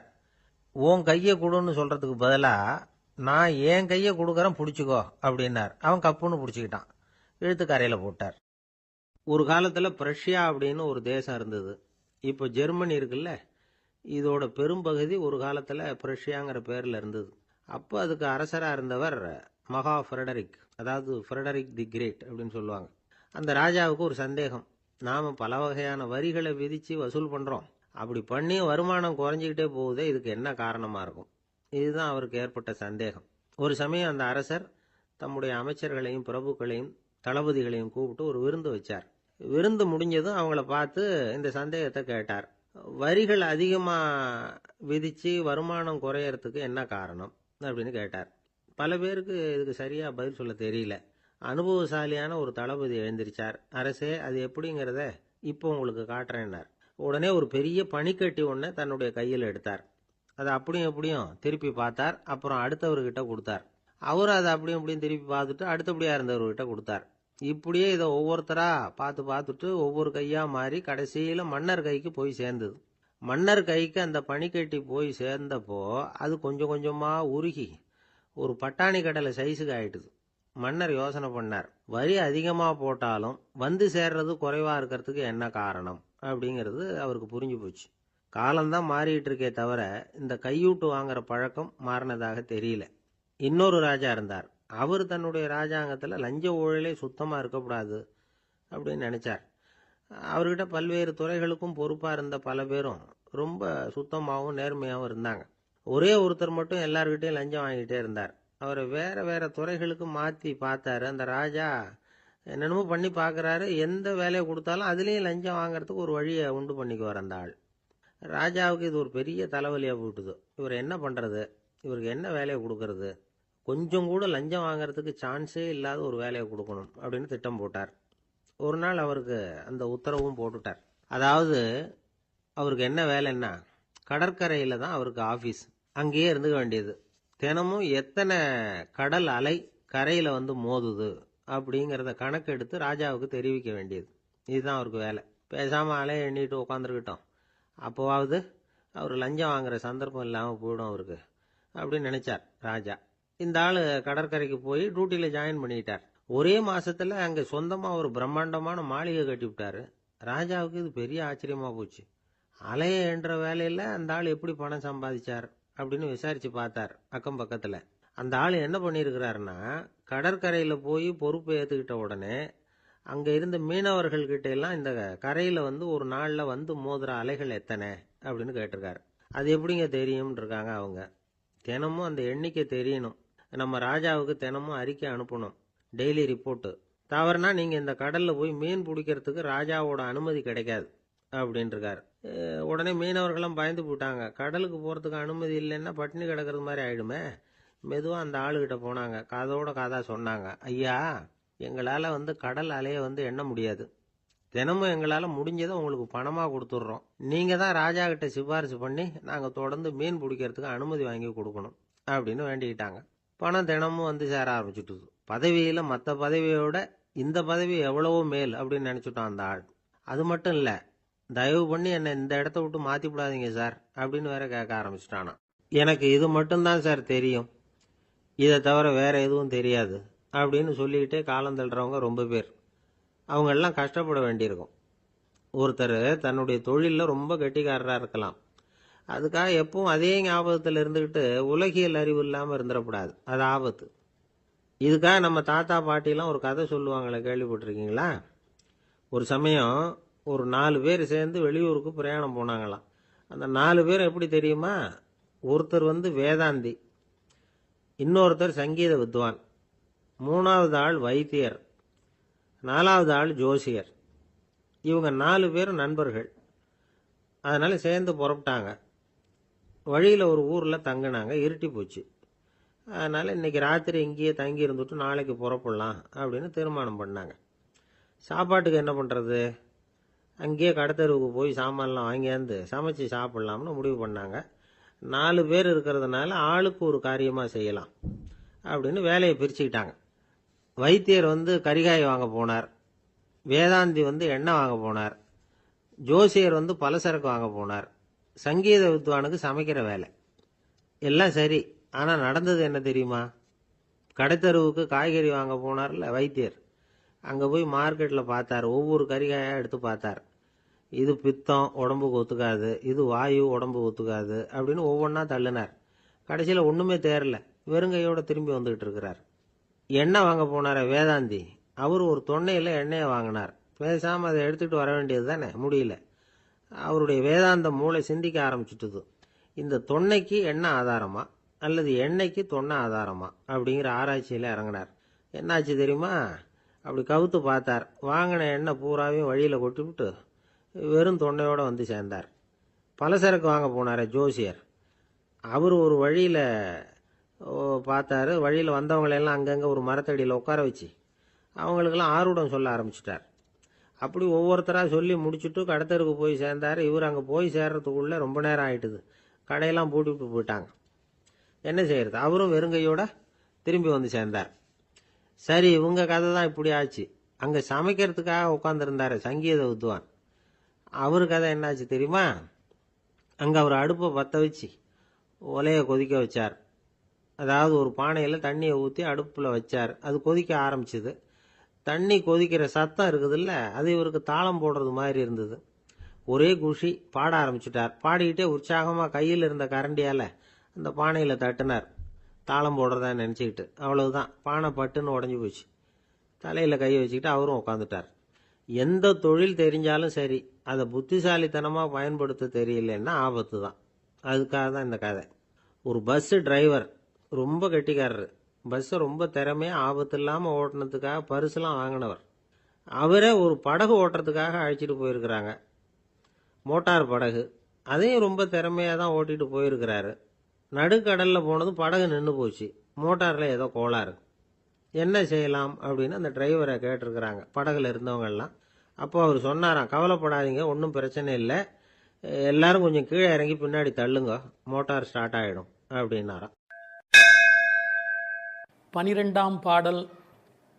கனைத்திளம் கற்றெருமை கன்றுக்கு இறங்கி நினைத்து முலைவழியே நின்று பால் சோர நனைத்தில்லம் சேராக்கும் நற்செல்வன் தங்காய் பனித்தலை வீழனின் வாசல் கடை பற்றி சினத்தினால் தென்னிலங்கை கோமானைச் செற்ற மனத்துக்கு இனியானை பாடவும் நீ வாய் திறவாய் இனித்தான் எழுந்திராய் ஈதன்ன பேருறக்கம் அனைத்தில்லத்தாரும் அறிந்தேலோர் எம்பாவாய். இதனுடைய பொருள், கன்றை பிரிந்த எருமை தன் கன்றை நினைத்து கனைத்து அந்த நினைப்பால் தனது காம்புகளிலிருந்து விடாது பால் பொழிவதால் வீடெல்லாம் பால் வெள்ளமிட்டு சேராகி கிடக்கின்ற வீட்டின் தலைவனான பெரும் செல்வத்தை பெற்றிருப்பவனது தங்கையே. முன்பு பெரும் கோபத்தால் தென்னிலங்கை மன்னனான ராவணனை அழித்து ஒழித்த மனத்திற்கு இனியவனான ராமபிரானை புகழ்ந்து மார்கழி மாத பனி தலையில் விழுந்து கொண்டிருக்க நாங்கள் உன் வீட்டு வாசலில் கீர்த்தனம் செய்வதை கேட்டும் நீ உறங்கலாமா? கதவை திற, பொழுது விடிந்து இன்னும் நீ உறங்குவது எல்லா வீட்டாருக்கும் தெரிந்து விட்டது, இனியாவது எழுந்திரு, என்ன இது பெரிய உறக்கம் என்கிறார்கள். இந்த பாடலில் எழுப்பப்படுகிறவள் கண்ணபெருமானுடைய நெருங்கிய நண்பனுடைய தங்கை. அவளை எழுப்புகிற போது நற்செல்வன் தங்காய் என்று அவர்கள் அன்போடு அழைக்கிறார்கள். சூழலை முதலில் வர்ணிக்கிறார்கள். ஒரு எருமை அவிழ்த்துவிட்ட பிறகும் பால் கறவாமல் விட்டுவிட்டதால் தன் கன்றை நினைத்து அது பால் பொழிகிறது, அதனால் வீடு சேராகிறது. கனைத்திளம் கற்று எருமை கன்றுக்கு இறங்கி நினைத்து முலைவழியே நின்று பால் சோர என்று பாடலிலே வருகிறது. பக்தி இலக்கியங்களுடைய அடிப்படை நாதமே அன்புதான் பிரமாதம். உண்மையிலேயே வாழ்க்கை ஒரு அறிவுபூர்வமான ஏற்பாடு அல்ல, அது அன்பு பூர்வமான ஒரு ஏற்பாடு. ஒரு எருமையே இப்படி இருக்குமானால் இறைமை என்ற இறை தத்துவத்தில் ஈடுபட்டவர்கள் எவ்வளவு இரக்கத்தோடு இருக்க வேண்டிய கடமை உடையவர்கள். எருமை மாடு கன்றுக்கு இறங்கி பால் சொரிவதை கவிச்சக்கரவர்த்தி கம்பன் பாடிக்காட்டி இருக்கிறார். எருமைகள் பால் பொழிய அன்னக்குஞ்சுகள் அந்த பாலை அருந்தி மகிழ்ந்தன என்று ஒரு கற்பனையிலே பாடுகிறார். சேல் உண்ட ஒன்கணாரின் திரிகின்ற செங்கால் அன்னம் மால் உண்ட நளினப்பள்ளி வளர்த்திய மழலை பிள்ளை கால் உண்ட சேற்று மேது கன்று உள்ளி கனைப்பச் சோர்ந்த பால் உண்டு துயில பச்சை தேரை தாலாட்டும் பண்ணை என்று எழுதுகிறார். நாட்டு வளத்தை எழுதுகிற போது தாமரைப்பூவில் உறங்கிக் கொண்டிருக்கிற அன்னக்குஞ்சுகளுக்கு எருமை மாடு தன்னுடைய கன்றை நினைத்து சொரிந்த பால் அவைகளுக்கு கிடைத்தன என்று கோசல நாட்டு வளத்தை பாடுகிற போது குறிப்பிடுகிறார். உண்மையிலேயே இந்த எருமைகள் இப்படி பால் கறக்கும் என்கிற தன்மையினை வேறு ஒரு வகையில் சங்க இலக்கியத்தில் ஒரு புலவர் பாடிக்காட்டி இருக்கிறார். வெள்ளி வீதியார் என்ற ஒரு புலவர். அவர் வேறு ஒரு கோணத்தில் சொல்லுகிறார். காமத்தை பற்றி பாடுகிற போது தலைவன் வந்து எங்களை அனுபவிக்கவில்லை, எங்கள் இளமையோ வீணாகிறது, எங்களுக்கும் பயனில்லை அவனுக்கும் பயனில்லை, உடம்பில் பசலை நோய் வந்து துன்பப்படுகிறேன் என்று எழுதுகிறார். கன்றும் உண்ணாது கலத்தினும் படாது நல் ஆண் தீம்பால் நிலத்து உக்காங்கு. அவர் பசு என்று எழுதுகிறார். இது சங்க இலக்கிய பாடல். ஆண்டாள் சங்க இலக்கியங்களை படித்தவள் என்பதற்கு இது ஒரு அடையாளம். கன்றும் உண்ணாது கலத்தினும் படாது நல்லான் தீம்பால் நிலத்து உக்காங்கு எனக்கும் ஆகாது என்னைக்கும் உதவாது பசலை உணியர் வேண்டும் என்று குறுந்தொகையிலே வெள்ளி வீதியார் என்ற புலவை எழுதி காட்டியிருக்கிறார். இன்னொரு கோணத்திலே பார்க்கிற போது வியாக்கியானம் பண்ணினவர்கள் எருமை மாடு கன்றை நினைத்து படுகிற பாட்டை சொல்லிவிட்டு எருமைகள் கரவாவிட்டால் படும் பாடு இந்த பெண்கள் கோபியர் சொல்லுகிறார்களா என்ன, அனைவரும் எருமை படுகிற பாட்டை நாங்கள் அல்லவா உன்னாலே படுகிறோம் என்று கண்ணனுக்கு புரிய வைக்கிறார்களா. எனவே கனைத்திளம் கற்றெருமை கன்றுக்கு இறங்கி நினைத்து முளைவழியே நின்று பால் சோர. சென்ற பாடலிலே பால் கறப்பதை பற்றிய குறிப்பு வந்தது. கற்றுக்கறவை கணங்கள் பல கறந்து என்று வரும். இந்த பாடலிலே பால் கறவாமை பற்றிய குறிப்பு வந்தது. அப்படியானால் எது உண்மை? இப்படி எடுத்துக்கொள்ள வேணும்.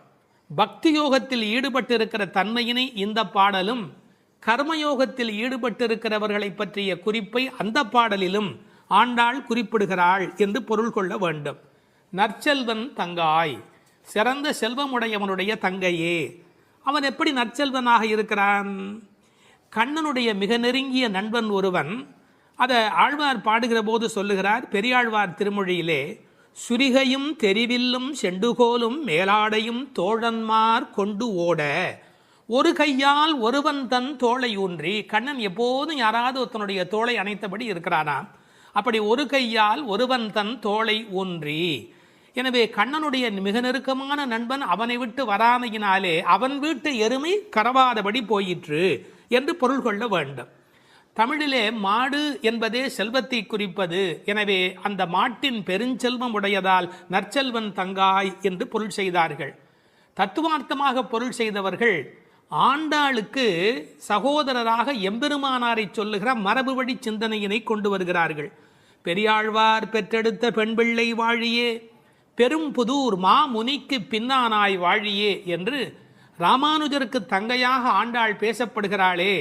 கோயில் அண்ணா வாரும் என்று ஆண்டாள் அழைத்தாளே, அந்த இங்கு நினைவூட்டி நற்செல்வன் தங்காய் என்று ஆண்டாளையே குறிப்பிடுகிறார்கள். அது மட்டுமல்ல, கைங்கரிய லக்ஷ்மி அதுதானே செல்வம். இந்த உலகத்தில் பகவானுக்கு செய்கிற சேவையே பெரிய செல்வம் என்று வேறு ஒரு கோணத்திலும் இதற்கு உரை எழுதுவார்கள். இந்த பெண்கள் இப்போது பேசுகிறார்கள். அம்மா, உன் வீட்டு வாசலிலே மார்கழி பனி தலையிலே வந்து விழுகிறது.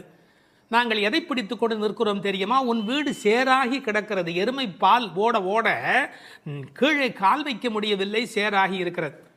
பழைய காலத்தில் வீட்டு கதவுல நாதாங்கி என்று ஒன்று தொங்கும். அதைத்தான் நாதம் சத்தம் போடுவார்கள். தட்டினா வீட்டுக்குள்ளே கேட்பும் என்ற காலிங் பெல் இன்றைய மெத்தடில். அந்த நின் வாசல் கடையை பற்றி நாங்கள் நாதாங்கியை பற்றி கொண்டு நிற்கிறோம். அதுக்கு உரை எழுதும் போது சொன்னார்கள், மேலே பனி வெள்ளம் மனத்தே பால் வெள்ளம், தரையிலோ மேலே பனி வெள்ளம் மனத்தே மால் வெள்ளம். மால்னா திருமால். மனத்தே மால் வெள்ளம் தரையிலே பால் வெள்ளமாய் தெப்பம் வற்றுவாரை போலே உன் வீட்டு நாதாங்கியை பிடித்து தொங்கிக் கொண்டிருக்கிறது கான். அப்படியெல்லாம் அந்த நாதாங்கியை பிடித்து கொண்டு இவைகள் தொங்கிக் கொண்டு நிற்கிறார்கள். சினத்தினால் தென்னிலங்கை கோமானை செற்ற மனத்துக்கு இனியானி பாடமும் நீ வாய் திறவாய். அளவு கடந்த அநியாயம் செய்து விட்டான் ராவணன். என்ன, சீத்தையை ராமனால் பிரிய முடியாது. பிராட்டியையும் பெருமாளையும் பிரிக்கக்கூடாது. அந்த பாவத்தை செய்தமையினால் கோபப்பட்டு சினத்தினால் தென்னிலங்கை கோமான் ராவணனை செற்ற அழித்த மனத்துக்கு இனியானை பாடவும் நீ வாய் திறவாய். ராமன் மனத்துக்கு இனியவன். ஏன்னா யாருக்கும் எந்த நோவும் வரக்கூடாது என்று எண்ணுவது ராமனுடைய பண்பாடு. எப்படி என்று குகனை போன்ற அன்பர்கள் வருகிறார்கள். இவன் தாழ்ந்தவன் என்று நினைக்கல, ஏழை ஏதலன் கீழ்மகன் என்னாது அவனோடு அன்பு பாராட்டுகிறார். கிளிக்கு யாருடைய பெயர் வைப்பது என்று கேட்கிறாள். கைகேயி அம்மாவுடைய பெயரை வை என்று சொல்லுகிறார். இப்படி எல்லோருக்கும் மனத்துக்கு இனியனாயிருந்த அழகை வைமு கோபாலகிருஷ்ணமாச்சாரியார் உரையிலே ராமாயண பாடல்ல இருந்தே பல குறிப்பு சொல்லுகிறார். மனத்துக்கினியானே என்ற தொடர்க்கு நட்பினர் நொதுமலாளர் பகைவர் ஆகிய மூவகையர் மனத்துக்கும் இனியவன் என்று பொருள் கொள்ளலாம். குகனை விடுங்கள். அடுத்தாற் போல வாலிக்கும் ராவணனுக்கும் கூட இனியனாய் இருந்தான் என்றோ. மூக்கும் காதும் வெம்முரண் முலை கண்களும் முறையால் இழந்து அரற்றிய சூர்ப்பனகையும் போக்கினீர் என் நாசி பொய்த்து என் என்றும் மேக்குயரும் நெடுமூக்கு மடந்தையர்க்கு மிகையன்றோ என்றும் பிழை செய்தீரோ என்றும் சூர்ப்பனகை ராமனை புகழ்ந்து பாடுகிறாள். மார்பில் ராமபானம் பாய்ந்து நின்ற நிலையிலும் வாலி ஓவியத்து எழுத ஒண்ணா உருவத்தாய் என்று சொல்லுகிறான். ஆவி போம் வேலைவாய் அறிவு தந்து அருளினாய் என்று பேசுகிறான். ராவணன் மாலியவானிடத்திலே வந்து சொல்லுகிற போது நாசம் வந்துற்ற காலை நல்லதோர் பகையை பெற்றேன் என்றார். அது மட்டுமல்ல, ராமனுடைய தோற்றத்தை பார்த்துவிட்டு சொல்லுகிறான், ராகவன் மேனி நோக்கி தீயன கொடிய வீர சேவகச் செய்வை கண்டால் நாயன தகுதும் அன்றே காமனும் நாமும் எல்லாம் என்று பகைவனை கொண்டாடுகிறான் ராவணன். எனவே ராமனிடத்தில் எல்லோரும் அன்பு பாராட்டுகிற காரணத்தினாலே அவன் மனத்துக்கு இனியவனாக இருக்கின்றான். அந்த மனத்துக்கு இனியானை நாம் பாட இனித்தான் எழுந்திராய். ராமாயணமே சொல்லிவிட்டோம், இன்னும் நீ எழவில்லையே, ஈதென்ன பேருறக்கம். இந்த உறக்கம் நியாயமா? இப்படி தூங்கி தொலைக்கிறாயே. அனைத்தில்லத்தாரும் அறிந்தார். உனக்கு வெக்கமா இல்லை? பக்கம் வீடு எதிர் வீடு எல்லாருமே நீ எழவில்லை என்பதை தெரிந்து வைத்திருக்கிறார். மனிதர்களுடைய இயல்பு தன்னை பற்றி அக்கம் பக்கம் என்ன நினைக்கும் என்கிற ஒரு கூச்ச சுபாவம் உண்டு. அதை இந்த இடத்துல எடுத்து சொல்லி அனைத்தில்லத்தாரும் அறிந்து என்று உரை எழுதினார்கள். ராமானுஜரை நினைவூட்டி உரையிலே இன்னொரு குறிப்பு சொன்னார்கள். திருக்கோஷ்டியூர் கோபுரத்தின் மேல் ஏறி திருவெட்டெழுத்தினுடைய பொருளை ஓரான் வழி உபதேசமாக வருகின்ற ஒன்றை கூட எல்லாரும் அனைத்தில்லத்தாரும் அறியும்படியாக சொன்னவர் ஸ்ரீ ராமானுஜர் அல்லவா? அவரை இந்த இடத்தில் நினைவு கூர்ந்து இந்த பாடல் நிறைவு பெறுகிறது.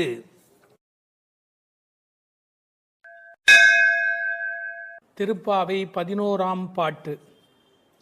கற்றுக்கரவை கணங்கள் பல கறந்து செற்றார் திரளழியச் சென்று செரு செய்யும் குற்றமொன்று இல்லாத கோவலர்தம் பொற்கொடியே புற்றரவு அல்குல் புனமையிலே போதராய் சுற்றத்து தோழிமார் எல்லாரும் வந்து நின் முற்றம் புகுந்து முகில் வண்ணன் பேர் பாட சிற்றாதே பேசாதே செல்வப் பெண்டாட்டினி எற்றுக்கு உறங்கும் பொருளேலோர் எம்பாவாய். கண்ணனை எண்ணி நோற்காமல் அவன்தான் நம்மை எண்ணி நோற்று இங்கு வரட்டுமே என்று எண்ணி எல்லாவற்றிலும் சிறந்தவளான ஒரு பெண், பக்தி பெண் இந்த பாசுரத்தில் எழுப்பப்படுகிறாள். எல்லாமே கன்றுகள் போல இளமையான பசுக்கூட்டங்கள், பலவற்றை கறப்பதில் ஈடுபட்டு உள்ளவர்கள் இந்த கோபாலர்கள்.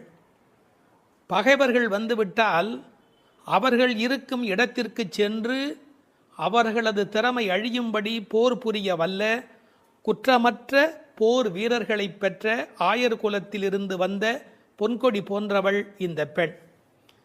புற்றிலே உள்ள நாகத்தின் படம் போன்ற மறைவிடத்தையும் காட்டில் உலவும் மயில் போன்ற சாயலையும் உடையவளே, எழுந்து வா. நமது ஆயர்குடி பெண்கள் எல்லோரும் உன் வீட்டு முற்றத்திலே கூடி மேக நிறமுடைய கண்ணனது திருப்பெயர்களை கூறி பாடி மகிழ்கிறோம். நீயோ அசைவதே இல்லை, வாய் திறந்து பேசுவதும் இல்லை. அப்படி என்ன பெரும் செல்வமடி உனக்கு? இந்த உறக்கத்தில் உனக்கு என்ன அவ்வளவு ஈடுபாடு? எழுந்து வா என வெளியில் உள்ள பெண்கள் உள்ளே உறங்கும் பெண்ணை எழுப்புவதாக அமைந்துள்ள பாடல். இவர்கள் யாரை எழுப்புகிறார்கள்? 3 அடையாளங்கள். கோவலர்தம் பொற்கொடியே, புற்றரவு அல்குல் புனமையிலே, செல்வப் பெண்டாட்டி என்று உள்ளே இருக்கிற பெண் சிறப்பிக்கப்படுகிறார். கோபாலர் என்பது தமிழிலே கோவலர் என்று எழுதுவது வழக்கம். அந்த குலத்தின் தங்க கொடி ஸ்வர்ணலதா, ஸ்வர்ணலதா என்ற வடமொழி சொல்லுக்கு பொற்கொடி என்பது தமிழிலே மொழிபெயர்ப்பு. இவள் ரொம்ப செல்வாக்கு மிக்கவள், பேரழகி. இந்த கோவலர் என்பதை அழகான வித்தியாசமான பல பொருள் சொல்வது வழக்கம். கோ பலர், அதாவது வாக்கிலே வல்லவர் என்று கூட ஒரு பொருள் சொல்வார்கள். கோ அலர், தங்களை தலைவனாக நினைத்ததே அல்ல, கண்ணனுக்கு அடிமையாக மட்டுமே தன்னை நினைத்து கொண்டிருக்கிறவர்கள். இவள் அவர்கள் வீட்டு ஒரு கொடி, கொழுங்கொடி, கொழுகொம்பு தேடுகிற ஒரு கொடி.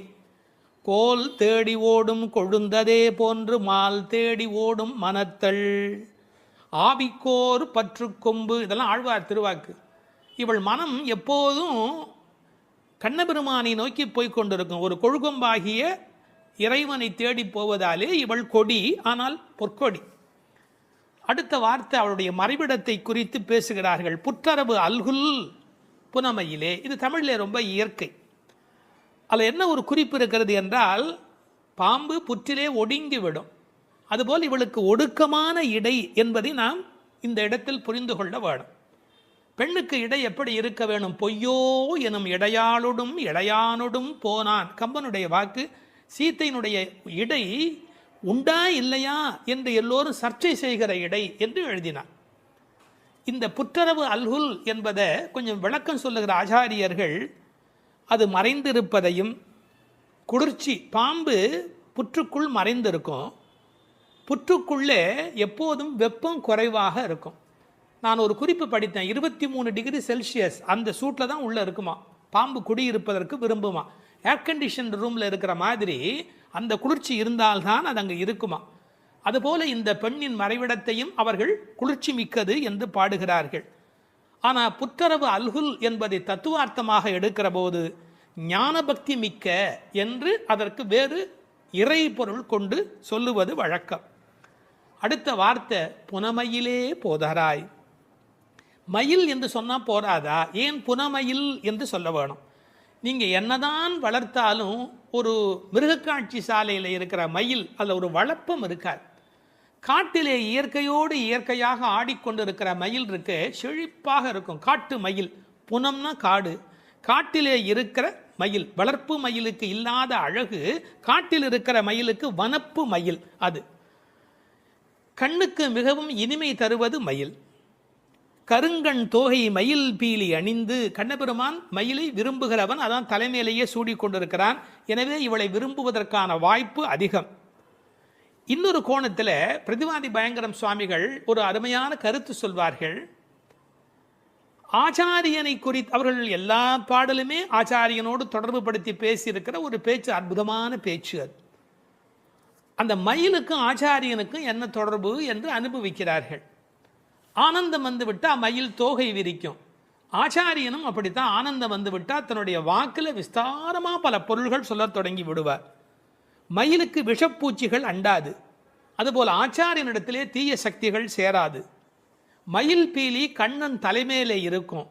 ஆச்சாரியன் ஏதேனும் ஒன்று சொன்னால் கண்ணன் தலைதுலுக்கி அதை அனுபவிப்பானா, அப்படி என்று அனுபவிப்பானா. எனவே தலைமேல் வைத்து கண்ணனே கொண்டாடுகிறான் ஆச்சாரியனுடைய வாக்கு. பாம்பு பயந்து ஓடும். விஷத்தன்மை உடையவர்கள் ஆச்சாரியனை பார்த்தால் விலகி ஓடி விடுவார்கள் என்று.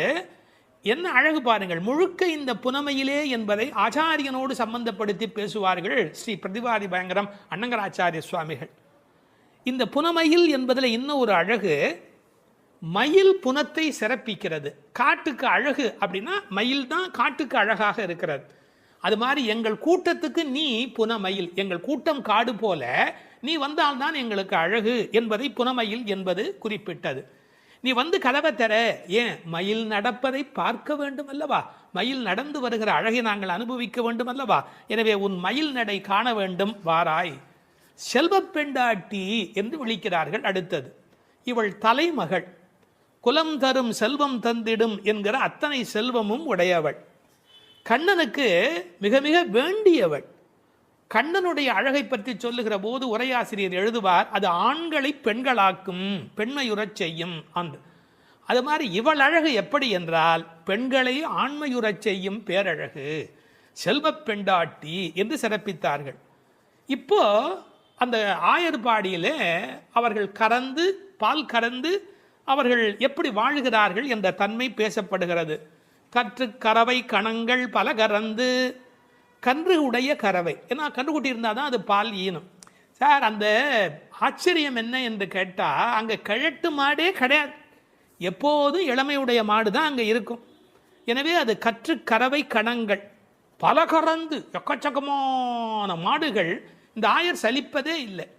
பரதநாட்டியம் கற்றுக்கொள்கிற பெண்களை சொல்வார்கள், மண்டி போட்டு பாரு அப்படிம்பாங்க. அது மாதிரி பால் கறக்கிறவர்கள் குத்த வச்சு உட்காந்து பால் கறப்பார்கள். எக்கச்சக்கமான ஸ்டாமினா, உடல் பலம் இருந்தால் தான் தொடர்ந்து உட்காரவே முடியும். நீங்கள் சாதாரணமாக உட்காந்துடலாம், ஆனால் குத்த வச்சு உட்காரது இருக்கும் பாருங்க. பரதநாட்டியம் ஆடுகிறவர்களுக்கு முதல் பயிற்சி அதுதான். பால் கறக்கிற அந்த கோபாலர்களுக்கு இயல்பிலேயே வரிசையாக மாட்டை கறந்து உடல் பலம் எக்கச்சக்கமாக இருக்கும். பல கறந்து இந்த கன்று என்பதை கற்று என்று எழுதுகிறார்கள். ஏன்னா மெல்லினமாக தான் இருக்கணும் கன்று. அது எப்படி வல்லினம் ஆயிட்டுனா கண்ணுக்குட்டி மாதிரியா இருக்குது, அதுவே அவ்வளோ வலிமையாக துள்ளி குதிச்சுக்கிட்டு இருக்குது. அப்புறம் கன்றுன்னு எப்படி சொல்கிறது? அது கற்று. இதுக்கும் ஆழமான ஒரு உரை சொல்லுகிற வழக்கம் எப்படின்னா, கல்வி கற்று அப்படின்னா கல்வியின் மூலமாக. அதாவது இது கண்ணுக்குட்டி அப்படிங்கிற அர்த்தத்தை தாண்டி நிறைய கல்வி கற்ற சிஷ்ய கோடிகளோடு ஆச்சாரியன் வருகிற பேரழகு, இப்படி ஆச்சாரியனோடு சம்பந்தப்படுத்தி அந்த பாடலுக்கு விளக்கம் சொல்வது உண்டு. பசுவனுடைய சிறப்பை சொல்வதாக இருந்தால் அந்த கோதூளி, அதனுடைய கால் தூசிக்கு பெருமை அதிகம். அந்த பசுவினுடைய அந்த கொட்டில் இருக்கு இல்லையா, மாட்டு கொட்டில், அங்கே போய் உட்காந்தா மன அமைதி கிடைக்கும். வாழ்க்கையில் மனதில் ரொம்ப அதிக துன்பம் உடையவர்கள் பசுக்கள் குடியிருக்கிற கொட்டிலில் போய் பசுக்களை தொட்டு தடவி கொஞ்ச நேரம் அங்கே இருந்தால் அடைய முடியாத அமைதி அடைவார்கள், நோயிலே இருந்து நீங்குவார்கள். இப்போ கண்டுபிடிச்சிருக்கிறாங்க. இப்படி ஒருவரே பல மாடு கடந்து எடுக்கக்கூடிய உடல் பலம் உடையவர்கள். ஆனால் வெறும்னா பால் கறக்கிற ஆட்கள்னு நாம் நினைக்கக்கூடாது.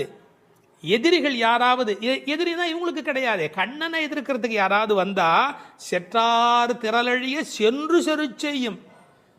வேடிக்கையாக சொல்லுவாங்க, டே என் ஏரியாவுக்கு வாடா பார்த்துக்கிறேன் அப்படின்னு. அது மாதிரி சிங்கத்தை குகையிலேயே சந்திப்பது போல எதிரிகளுடைய கோட்டைக்கு உள்ளேயே புகுந்து அவர்களை அடித்து நொறுக்குவார்கள். கிருஷ்ணனுடைய எதிரிகளை தங்கள் எதிரிகளாக நினைத்து கொள்வார்கள். செற்றார் திரளழிய சென்று செரு செய்யும். ராமனை பற்றி பாடும்போது சென்று அங்கு தென்னிலங்கை செற்றாய் திரள் போற்றினாலே, இந்த ஆயர்பாடியில் இருக்கிற கோபாலரும் சென்று சண்டையிடுகிறவர்கள். குற்றமொன்றில்லாத கோவலர். அவங்களுக்கு இடக்கை வழக்கை தெரியாது. படித்து வந்தவன் சார் விஷமம் பண்ணுவான், கல்வி உள்ளவன் தானே அதிக வம்பு பண்ணுவான். இவங்களுக்கு எந்த குற்றமுமே கிடையாது. அப்படிப்பட்ட கோவலர்தம் பொற்கொடியே. சுற்றத்து தோழிமார் எல்லாரும் வந்து அத்தனை பேரும் வந்துட்டோம். முடி உன் வீட்டு வாசல்ல நிற்கிறோம். தேக பந்துக்கள் ஆத்ம பந்துக்கள் என்று எல்லாருமா நாங்கள் உன் வீட்டு வாசல்ல வந்து நிற்கிறோம். நீ முற்றம் புகுந்து முகில்வண்ணன் பேர் பாட. உங்கள் வீட்டு கதவை திறந்து நாங்கள் தொட்டி முற்றத்துக்குள்ளேயே வந்து நிற்கிறோம். வீடு கட்டுகிறவர்கள் பழைய காலத்தில் படி, நடை, கூடம், முற்றம், பின்னால் இருக்கிற இடம் வெளி என்று கட்டுவார்கள். நாங்கள் படியை தாண்டி நடையை தாண்டி வீட்டு முற்றத்துக்குள்ளே வந்து பாடுகிறோம். இன்னும் உன் காதில் கேட்கலையா? அணியரங்கன் திருமுற்றத்து அடியார் தங்கள் இன்பமிகு பெரும் குழுவும் கண்டு. பெருமாள் திருமொழியில் இருக்கிற வாக்கு. ரங்கநாதனுடைய முற்றத்தில் வந்து நின்று கொண்டு பாடுவார்கள். அதுபோல நாங்கள் இப்போது பாடிக்கொண்டிருக்கிறோம். முற்றம் புகுந்து முகில் வண்ணன் பேர் பாட. ஒரு அழகு சொல்லட்டுமா? உன்னை புனமயில் என்று வர்ணிக்கிறார்கள். மயில் எப்போ ஆடும்? முகில் பார்த்தா ஆடும். கண்ணன் முகில் வண்ணன், நீ புனமயில், அவனுக்கென்று ஆட பிறந்தவள். முகில் வண்ணன் பேர் பாட சிற்றாதே. சிற்றாதேன்னா அசையாம கிடக்கிறமா, நீ உடம்பு கூட அசையில. நாங்கள் இவ்வளோ பேர் பாடுறோம், ஒரு குலுங்கல் ஒன்றுமே இல்லையே. பேசாதே, பதிலும் நீ பேச மாட்டேங்கிற. செல்வ பெண்டாட்டி, ரொம்ப உனக்கு நாம் கண்ணனுக்கு வேண்டியவன் அப்படிங்கிற ஒரு ஒரு கர்வம் வந்து விட்டதா? செல்வ பெண்டாட்டி நீ எற்றுக்கு உறங்கும் பொருள் ஏலோர் எம்பாவாய். உறக்கத்தில் அர்த்தமே இல்லையேடி, அர்த்தமில்லாத தூக்கத்தில் போய் ஆழ்ந்து கிடக்கிறாயே என்று பேசுவதாக அமைந்திருக்கிறது இந்த பாடல்.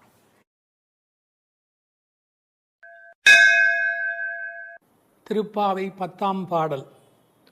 நோற்று சுவர்க்கம் புகுகின்ற அம்மனாய் மாற்றமும் தாராரோ வாசல் திறவாதார்.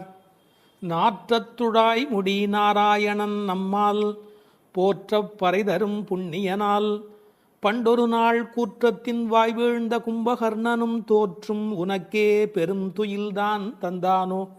ஆற்ற அனந்தல் உடையாய் அருங்கலமே தேற்றமாய் வந்து திறவேலோர் எம்பாவாய். இந்த பாடலை நோன்பின் பெருமையால் கண்ணனை கையில் கனிபோல் அடைந்த ஒரு பக்திமிக்க பாவை எழுப்பப்படுகிறாள் என்றும் பார்க்கலாம். அல்லது தூக்கத்தையே நோன்பாக கருதி சோம்பி கிடக்கிற ஒருவளை கேலி பேசுவதாகவும் பொருள் கொள்ளலாம். இப்போது பாடலின் பொருளை முதலில் பார்ப்போம். நோன்பின் பலன் கைவரப் பெற்று அதன் விளைவாக சொர்க்கத்தையே அடைகின்ற பெண்ணே. அந்த சொர்க்கத்தினுள்ளே புகும் பெண் என்றாலும் உறக்கத்தை நோன்பாக கொண்டவளே என்று இன்னொரு பொருள். நீ வாயில் கதவைத்தான் திறக்கவில்லை, வாயை திறந்து பதில் கூடவா சொல்லக்கூடாது? மனம் நிறைந்த திருத்துழாய் துளசி மாலையை திருமுடியில் அணிந்திருக்கிற நாராயணன், நமது போற்றுதலை ஏற்று பலனை வழங்குகின்ற புண்ணியன், முன்னொரு காலத்தில் யவனுக்கு இரையாகி போன கும்பகர்ணன் உன்னுடன் தூக்கப் போட்டிக்கு வந்து தோற்று பெரிய தூக்கத்தை தன் தோல்வியின் அடையாளமாக உனக்கு வழங்கிவிட்டானா என்ன? மிகுந்த சோர்வும் சோம்பலும் ஏன் உனக்கு? இந்த குழுவுக்கே ஒப்பற்ற அணிகலன் போல விளங்குகிறளா அல்லவா நீ? படுக்கையை விட்டு தெளிவுடன் எழுந்து வந்து கதவை திற என்று வெளியில் நின்ற தோழியர் உள்ளே படுத்திருப்பவளை அழைக்கிறார்கள். இதுவே பாடலின் திரண்ட பொருள். இங்கே கேலியும் கிண்டலும் கூட ஒரு வகையான விளையாட்டாக எடுத்துக்கொள்ள ஒரு பகுதி இடம் கொடுக்கிறது. ஒரு பெண் சொல்லி இருக்கிறாள், நான் கடுமையான தவம் பண்ணி சொர்க்கம் போகப் போகிறேன் என்று இவர்கள் பேசிக்கொண்டிருக்கிற போது தோழிகளுக்கு மத்தியில் சொல்லி இருக்கிறாள். அவளை இப்போது எழுப்ப வந்திருக்கிறார்கள். ஆஹா அடியம்மா, நீ சொர்க்கம் போகிற லட்சணம் என்ன என்று எங்களுக்கு தெரியாதா? நோற்று சொர்க்கம் போகுகின்ற அம்மனாய், நீ தவம் பண்ணி சொர்க்கம் போவேன் என்று சொன்னாயே, இப்போது படுத்து கிடக்கிறாயே. இப்படி எடுத்துக்கொண்டால் அது ஒரு கேலியான கிண்டலான அவளை பற்றி பேசுகிற ஒரு விளையாட்டு பேச்சாக பொருளாகிறது. உண்மையிலேயே எடுத்துக்கொண்டால் அவள் உண்மையான கடினமான முயற்சி உடையவள், எல்லா நோன்புகளையும் சரியாக மேற்கொள்ளுகிறவள், நாளை வைகுந்தம் சேர வேண்டும் என்ற எண்ணத்தில் தன் வாழ்நெறியை அமைத்து கொண்டவள். எனவே நோற்று சொர்க்கம் போகுகின்ற அம்மனாய் பெருமைக்கு உரியவளே, நீ தவம் பண்ணி மேலே போவேன் என்று சொன்னாயே, இப்போது தூங்கிக் கொண்டிருக்கிறாயே என்று ரெண்டு வகையிலேயும் பாவத்தை மாற்றி பொருள் சொல்லக்கூடிய பாடல் வரி இது. சொர்க்கம் எது, நரகம் எது? ராமாயணத்திலே சீதா பிராட்டியார் சொல்கிறார், உன்னோடு இருப்பதுதான் எனக்கு சொர்க்கம். ராமனிடத்திலே சொல்கிறார், உன்னை பிரிந்தால் அது நரகமாக ஆகிவிடுகிறது. ஆகவே பெருமானோடு இருக்கிற நேரம்தான் சொர்க்கம். இவள் ஒருவேளை தன் தவத்தின் பலனால் பெருமாளோடு இருக்கிறவளோ? இறைவனுடைய நினைப்பே சொர்க்கமாகிறது, மறப்பே நரகமாகிறது. இது இன்னொரு சிந்தனை. இவளுடைய இயல்பு பக்குவம் காரணமாக உயர்ந்து போய் சாது கோஷ்டியில் சேர்ந்து விட்ட காரணத்தால் சாமானியரோடு நமக்கென்ன பேச்சு என்ற எண்ணத்தில் வாயாடாமல் இருக்கிறாளோ என்பதை அடுத்த வரி நமக்கு புலப்படுத்தும். தனக்கு உரிய நல்ல கோஷ்டியிலே இருப்பது, சிறந்தவர்களோடு அந்த வர்க்கத்தில் இருப்பதுதான் சொர்க்கமாக மாறுகிறது. நீ அப்படி தகுந்த சாது கோஷ்டியிலே போய் சேர்ந்து விட்டதால் எங்களோடெல்லாம் பேசக்கூடாது என்பதற்காக மாற்றமும் தாராரோ, நீ பதில் தராமல் இருக்கிறாயா என்று ஒரு கேள்வி எழுகிறது. அம்மாடி, உன்னால் வீட்டு வாசல் திறக்க முடியவில்லை, வீட்டு வாசலே திறக்க முடியவில்லையே, உனக்காக வைகுந்த வாசல் திறக்கப் போகிறதா என்று இன்னொரு கிண்டல் பொருளும் அதற்குள்ளே இருக்கிறது. மாற்றம் தாராரோ வாசல் திறவாதார். ஒருவேளை உண்ணாவிரதம் மாதிரி மௌன விரதம் இருக்கிறாயா? அட, வாயில் திறப்பது கடினம், வாயை திறப்பது கூடவா கடினம்? வாசல் செம்மினால் வாயும் செம்ம வேண்டுமோ என்று வியாக்கியானத்திலே இந்த இடத்தை குறிப்பிடுவார்கள். நீ எழுந்து பேச வேண்டாம், கதவை திறக்கக்கூடாதா? கதவை திறக்க வேண்டாம், வாயாலாவது பதில் சொல்லக்கூடாதா? ஏன் இப்படி நீ இருக்கிறாய் என்று அந்த பெண்ணை கேட்பது போல் அந்த பாடல் அமைந்திருக்கிறது. அடுத்து நாராயணனை சொல்லுகிறார்கள். நாற்றத் துழாய்முடி நாராயணன். உலகத்திலேயே மிகப்பெரிய சிறப்பு துளசிக்கு உண்டு. பிறக்கும் போதே அது நறுமணத்தோடு பிறப்பது. அதனால்தான் பின்னாலே பாடுகிறார்கள், இருந்தவண்ணாகிலும் கொண்டு வீசுமினி. துளசி கிடைக்கவில்லை என்றாலும் பரவாயில்லை, துளசி இருந்த மண்ணை எடுத்தாவது எங்கள் மீது வீசுங்கள் என்பார்கள். ஒரு பெருமாள் கோயிலுக்குள் போகிற போது நமக்கு கிடைக்கிற மிகப்பெரிய இன்பமே அந்த திருத்துழாய் நறுமணம். பச்சை கற்பூரம் அது இன்னொரு பக்கம், திருத்துழாய் நறுமணம்தான் கோயிலின் சிறப்பழகு. கண்ணன் திருத்துழாய் அணிந்து அங்கு வந்து சென்றால் 100 குழிக்கு தாங்கும் என்று உரை எழுதுவார்கள். அதாவது அவன் வந்து போன வாசம் அந்த இடம் முழுவதும் நிறைந்திருக்குமா. இப்போது திருத்துழாய் வாசம் வருவதாலே இந்த பெண்களுக்கு உள்ளூர ஒரு கவலை, ஒருவேளை கண்ணன் இங்கே உள்ளே வந்துவிட்டு போயிருக்கிறானோ என்கிற ஒரு சின்ன கவலையும் வெளிப்பட பேசுகிறார்கள். நாற்றத் துழாய்முடி நாராயணன். நான் துளசியை பற்றி ஒரு மருத்துவ புத்தகம் படித்து கொண்டிருந்தேன். அதில் துளசி பிராணசக்தியை கூட்டி நம்முடைய கபத்தை குறைக்கக்கூடியது. அது மட்டுமல்ல, அது 100 வகையான மேலான மருந்தாக அது பயன்பட்டு கொண்டிருக்கிறது. துளசி, கருந்துளசி, செந்துளசி, நாதுளசி என்று 4 வகையாக அது கிடைக்கிறது. பிராணசக்தியை கூட்டுகிறது என்பதற்காக அப்படியே எடுத்துக்கொள்ளுகிற போது அது முற்றிலுமாக ஒருவருடைய உடலை மாற்றி அமைக்கக்கூடியது. துறவரத்துக்கு போகிறவர்களுக்கு கூட துணை நிற்கக்கூடியது என்று ஒரு குறிப்பு எழுதி வைத்திருக்கிறார்கள். துளசியோடு ஒரு 5 மிளகு வைத்து 3 நாள் சாப்பிட்டால் 3 மாத காலம் ஒரு பெண் அப்படி சாப்பிட்டால் குழந்தை பேர் இல்லாத பெண்களுக்கு வாய்க்கும் என்று எழுதுகிறார்கள். 9 மிளகு வைத்து அரைத்து 7 நாட்கள் வெறும் வயிற்றில் சாப்பிட்டால் எந்த விஷமும் உரியும் என்று எழுதுகிறார்கள். எனவே மருந்தல்ல மாமருந்தாக விளங்குவது திருத்துழாய். அந்த நாற்றத்துழாய் முடி நாராயணன் திருவடியில் மட்டுமல்ல அவன் திருமுடியிலும் இருக்கிற மேன்மையும் ஏற்றமும் பெற்றது இந்த திருத்துழாய்.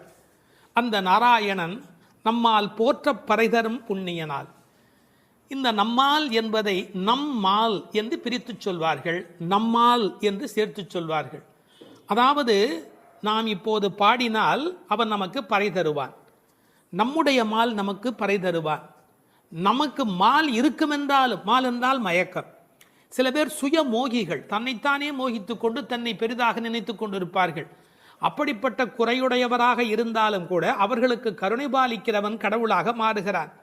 நம்மால் போற்ற பறை தரும் புண்ணியனால். அவன் புகழை பாடிய மாத்திரத்தில் நமக்கு பறை தருகிறான், புருஷார்த்தங்களை அருளுவதற்கு தயாராக இருக்கின்றான். அடுத்து அந்த பெண்ணை அவர்கள் கேலி பேசுகிறார்கள். அப்படிப்பட்டவனை நாங்கள் பாடுகிற போது கூட நீ தூங்கிக் கொண்டிருக்கிறாயே, இது என்ன நியாயம்? பண்டொரு நாள் கூற்றத்தின் வாய் வீழ்ந்த கும்பகர்ணனும். இந்த பண்டொரு நாள் என்பதற்கு நேரடியாக நீங்கள் பொழிப்புரை எழுதினால் முன்பு ஒரு நாள், அதாவது ராமாயணம் முன்னர் நடந்தது. அப்படி முன்பொரு நாள் நடந்த ராமாயண யுத்தத்தில் கும்பகர்ணன் தோற்று விழுந்தான். இது வெளிப்படையான பொருள். ஆனால் ஒரு நயம் இருக்கிறது. பண்டு ஒரு நாள், ராமாயண கதை படித்தவர்களுக்கு தெரியும், ராவணனை போன்றவர்கள் முதல் நாள் போருக்கு வருகிறார்கள், பின்னாலும் வருகிறார்கள். இந்திரஜித்தன் ஒரு நாள் வருகிறான், பிறகு இன்னொரு நாள் வருகிறான். ஆனால் கும்பகர்ணன் ஒரே ஒரு நாள் தான் போருக்கு வருகிறான், அன்றே மாண்டு போய் விடுகிறான்.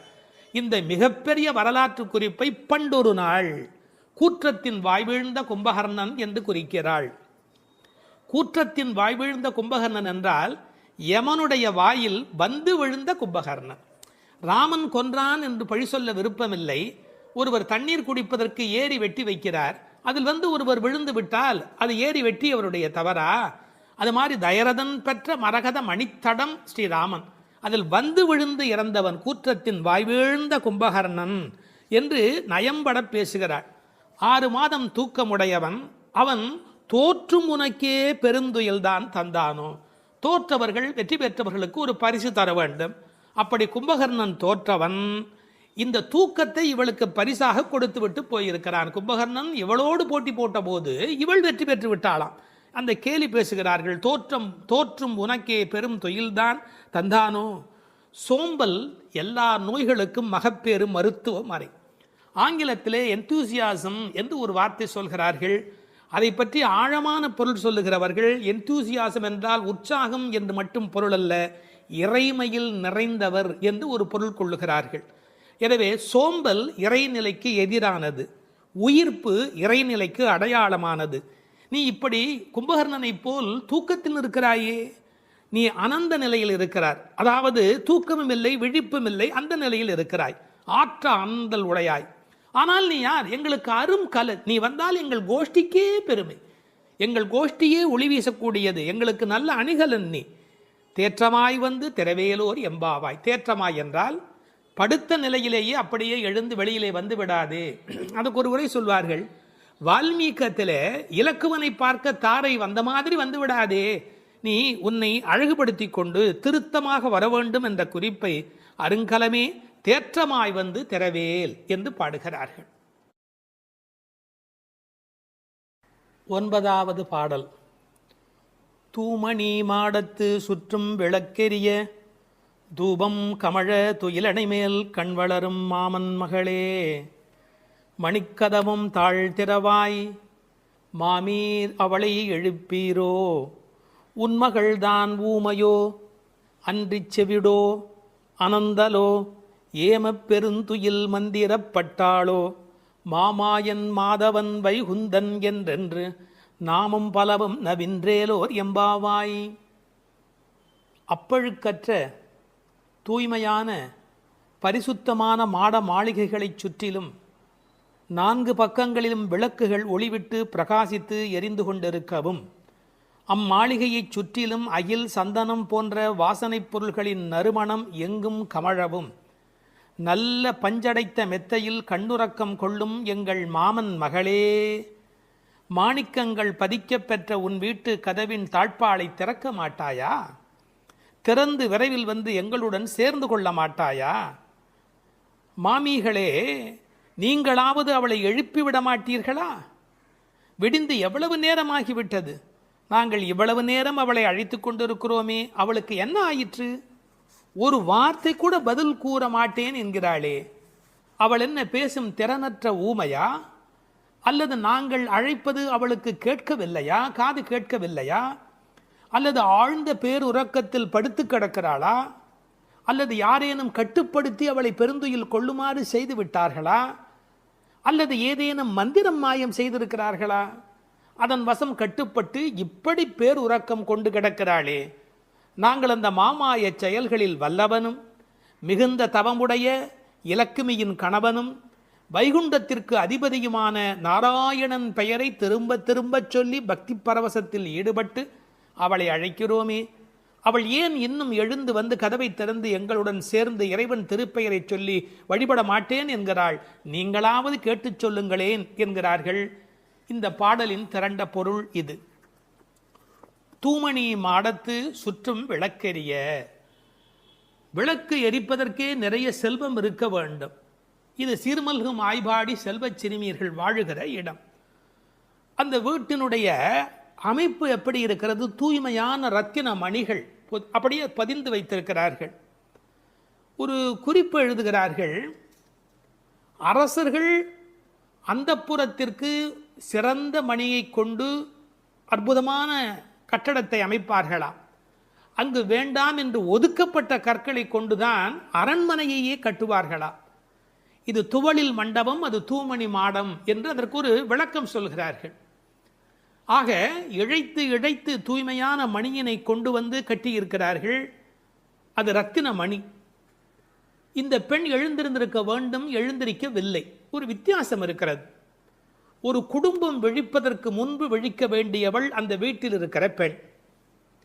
ஏனென்றால் ஆண் எழுந்தால் அவனை மட்டும்தான் சுத்தம் செய்து கொள்கிறான், பெண் எழுந்தால் அந்த வீடே சுத்தமாகிறது என்று ஒரு பொன்மொழி சொல்வார்கள். எனவே ஒரு பெண்ணாகி இருக்கிறவள் இப்படி உறங்கிக் கொண்டிருக்கலாமா? தூமணி மாடத்து சுற்றும் விளக்கெரிய. 4 புறங்களிலும் நல்ல விளக்கு எரிந்து கொண்டிருக்கிறது. அது மட்டுமல்ல, அகில் சந்தனம் போன்ற நறுமண புகை வீசுகிறது. தூபம் கமழ, செல்வச் செழிப்பு. துயிலணை மேல் கண் வளரும். அது தூங்குவதற்காகவே அமைக்கப்பட்டிருக்கிற ஒரு பெரிய மெத்தை. அதாவது அந்த மெத்தையை பார்த்தாலேயே வா வா வா வந்து படு என்று அழைப்பதை போல 5 விதமான சிறப்புகள் அமைந்திருக்கக்கூடிய பஞ்சனை அது. அதில் அழகு இருக்கிறது, மென்மை இருக்கிறது, குளிர்ச்சி இருக்கிறது, சுகம் இருக்கிறது. அப்படிப்பட்ட அருமையான அந்த பஞ்சனையின் மீது அவள் படுத்திருக்கிறாள். தமிழிலே தூங்குகிறார்கள் என்று சொல்ல மாட்டார்கள், கண்வளராய் என்று சொல்வார்கள், மங்களம் கருதி. ஏன்னால் தூங்கிவிட்டார் என்றால் அமங்கலமாகிவிடுமே என்பதற்காக கண்வளராய் என்று சொல்லை பயன்படுத்துவது வழக்கம். சின்ன வயதிலிருந்து குழந்தை கண் வளருது என்று ஒரு வார்த்தை சொல்வார்கள். அதில் ஒரு விஞ்ஞான குறிப்பே இருக்கிறது. உண்மையிலேயே கர்ப்பத்தில் குழந்தை தூங்குவதால் தான் வளருகிறது. அது ஒரு 10 மாத காலம் தாயின் கர்ப்பத்தில் கண் திறக்காது. கண் திறந்து விட்டால் ஊமை, அது விதவிதமான குறைபாடு உடைய ஊனமான குழந்தையா வந்து பிறக்கும் என்று விஞ்ஞான குறிப்பு இருக்கிறது. அந்த குழந்தை கண்களை மூடிக்கொண்டு தூங்கிக் கொண்டே இருக்கும். அதில் என்ன ஆச்சரியம் என்று கேட்டால், அப்போதான் அது வளருகிறது. ஒரு புள்ளியிலிருந்து ஒரு குழந்தையாக முழுமையாக வளருகிறது. அந்த கண் வளருதல் என்பதிலே தூங்கும் போது வளர்ச்சி நிகழ்கிறது என்கின்ற ஒரு குறிப்பு இருக்கிறது. மனிதனுக்கு கூட தூக்கம் அவசியம். ஏன்னா உடம்பில் இருக்கிற செல்கள் தங்களை புதுப்பித்துக் கொள்வதற்கு மனிதன் தூங்க வேண்டியிருக்கிறது. அடுத்து உறவு சொல்லி அழைக்கிறாள். மாமன் மகளே. இவள் அந்தணகுல பெண் என்றாலும் 1000 குலமகளாக ஆகும் விருப்பத்தின் காரணமாக ஒரு சம்பந்தத்தை ஏற்படுத்திக் கொள்கிறாளாம். இதை உரையாசிரியர்கள் எழுதும்போது ஒரு அழகான வாக்கியமாக குறிப்பிடுகிறார்கள். திருவாய்ப்பாடியிலே ஒரு பிரகிருதி சம்பந்தம் தனக்கு உஜ்ஜீவன ஹேதுவாக ஆண்டாள் ஆசைப்பட்டபடி. அழகிய மணவாள பெருமாள் நாயனாருடைய வியாக்கியானத்திலே திருவாய்ப்பாடியிலே ஒரு பிரகிருதி சம்பந்தம் தனக்கு உஜ்ஜீவன ஹேதுவாக ஆண்டாள் ஆசைப்பட்டபடி மாமன் மகளே என்று உறவு சொல்லி அவள் அழைக்கிறாள். மணிக்கதவம் தாழ்த்திரவாய், அது உள்ளிருப்பது வெளியே தெரியும்படி அமைக்கப்பட்டிருக்கிற ஒரு வீடு. அவள் எப்படி தூங்குகிறாள் என்பது கூட வெளியே தெரிகிறது. அந்த கட்டில், அந்த மெத்தை, அந்த விளக்கு எரிகிறது. இந்த பாடலே மிக ரசமான ஒரு பாடல். திருப்பாவையில் 30 பாட்டு அழகு என்று சொன்னால் இந்த பாட்டுக்கு என்று தனியான ஒரு ரசனை உலகத்தில் தனியான ஒரு கூட்டமே உண்டு. மணிக்கதவம் தாழ்த்திரவாய், நீ வந்து திற. ஏன்னா எழுந்து வந்து திறக்கிற போது நாங்களா திறந்து கொண்டு உள்ளே வந்தால் அது மரியாதையாக இருக்காது ஒரு வீட்டுக்குள்ளே. நீ வந்து திற. ஆனால் அவள் அசைவதாக தெரியவில்லை. அவளுடைய அம்மா எழுந்து விட்டாள். அவள் மற்ற வேலைகள் பார்த்து கொண்டிருக்கிறாள். அதனால உறவு சொல்லி அவளை அழைக்கிறார்கள். மாமீர், அவளை எழுப்பீரோ? நீங்கள் அவளை எழுப்பிவிடக்கூடாதா? அப்படி தூங்கி கொண்டிருக்கிறாளே. உன் மகள்தான் தன்னுடைய தோழியினுடைய தாயை பார்த்து சொல்கிறாள், உன் மகள்தான் ஊமையோ அன்றி செவிடோ. என்ன பொருள் தெரியுமா? பேச்சு வராதவர்கள் என்று பொருள் அல்ல. ஊமை என்ற சொல்லுக்கு இறை நாமம் சொல்லாதவர் என்று பொருள் என்று எழுதுகிறார். இறைவனுடைய நாமத்தை சொல்ல வேண்டிய சந்தர்ப்பத்தில் சொல்லவில்லை என்றால் பிறகு நாக்கிருந்து என்ன பையன்? பேசாத நாளெல்லாம் பிறவா நாளே என்பார்கள் அல்லவா? உண்ணா நாள் என்பது இந்த உலகத்தில் சாப்பிடாத நாள் அல்ல, உன்னை வணங்காத நாள் தான் உண்மையிலேயே உண்ணா நாள் என்று குறிப்பிடுவார்கள். ஊமையோ அன்றி செவிடோ. ஏன்னா இறைவன் புகழ் கேளாத செவி என்ன செவியே என்று சிலப்பதிகாரம் பேசும். இந்த பெருமானுடைய புகழை நாங்கள் சொல்லுகிறோம், அவள் காதிருந்தும் கேட்கவில்லையே. நேற்று வரை நன்றாக பேசினாளே, இன்று என்ன ஊமையாகிவிட்டாளா? அழைப்பு அவள் காதில் போய் விழவில்லையா? அல்லது இரண்டுமே அவளுக்கு இணைந்து விட்டதா? சோம்பல் வயப்பட்டாளா? யாரேனும் மந்திரம் மாயம் செய்து விட்டார்களா? என்ன நடந்து விட்டது? ஊமையோ அன்றி செவிடோ. மாமாயன் மாதவன் வைகுந்தன் என்றென்று நாமும் பலவும் நவின்றேலோர் எம்பாவாய்.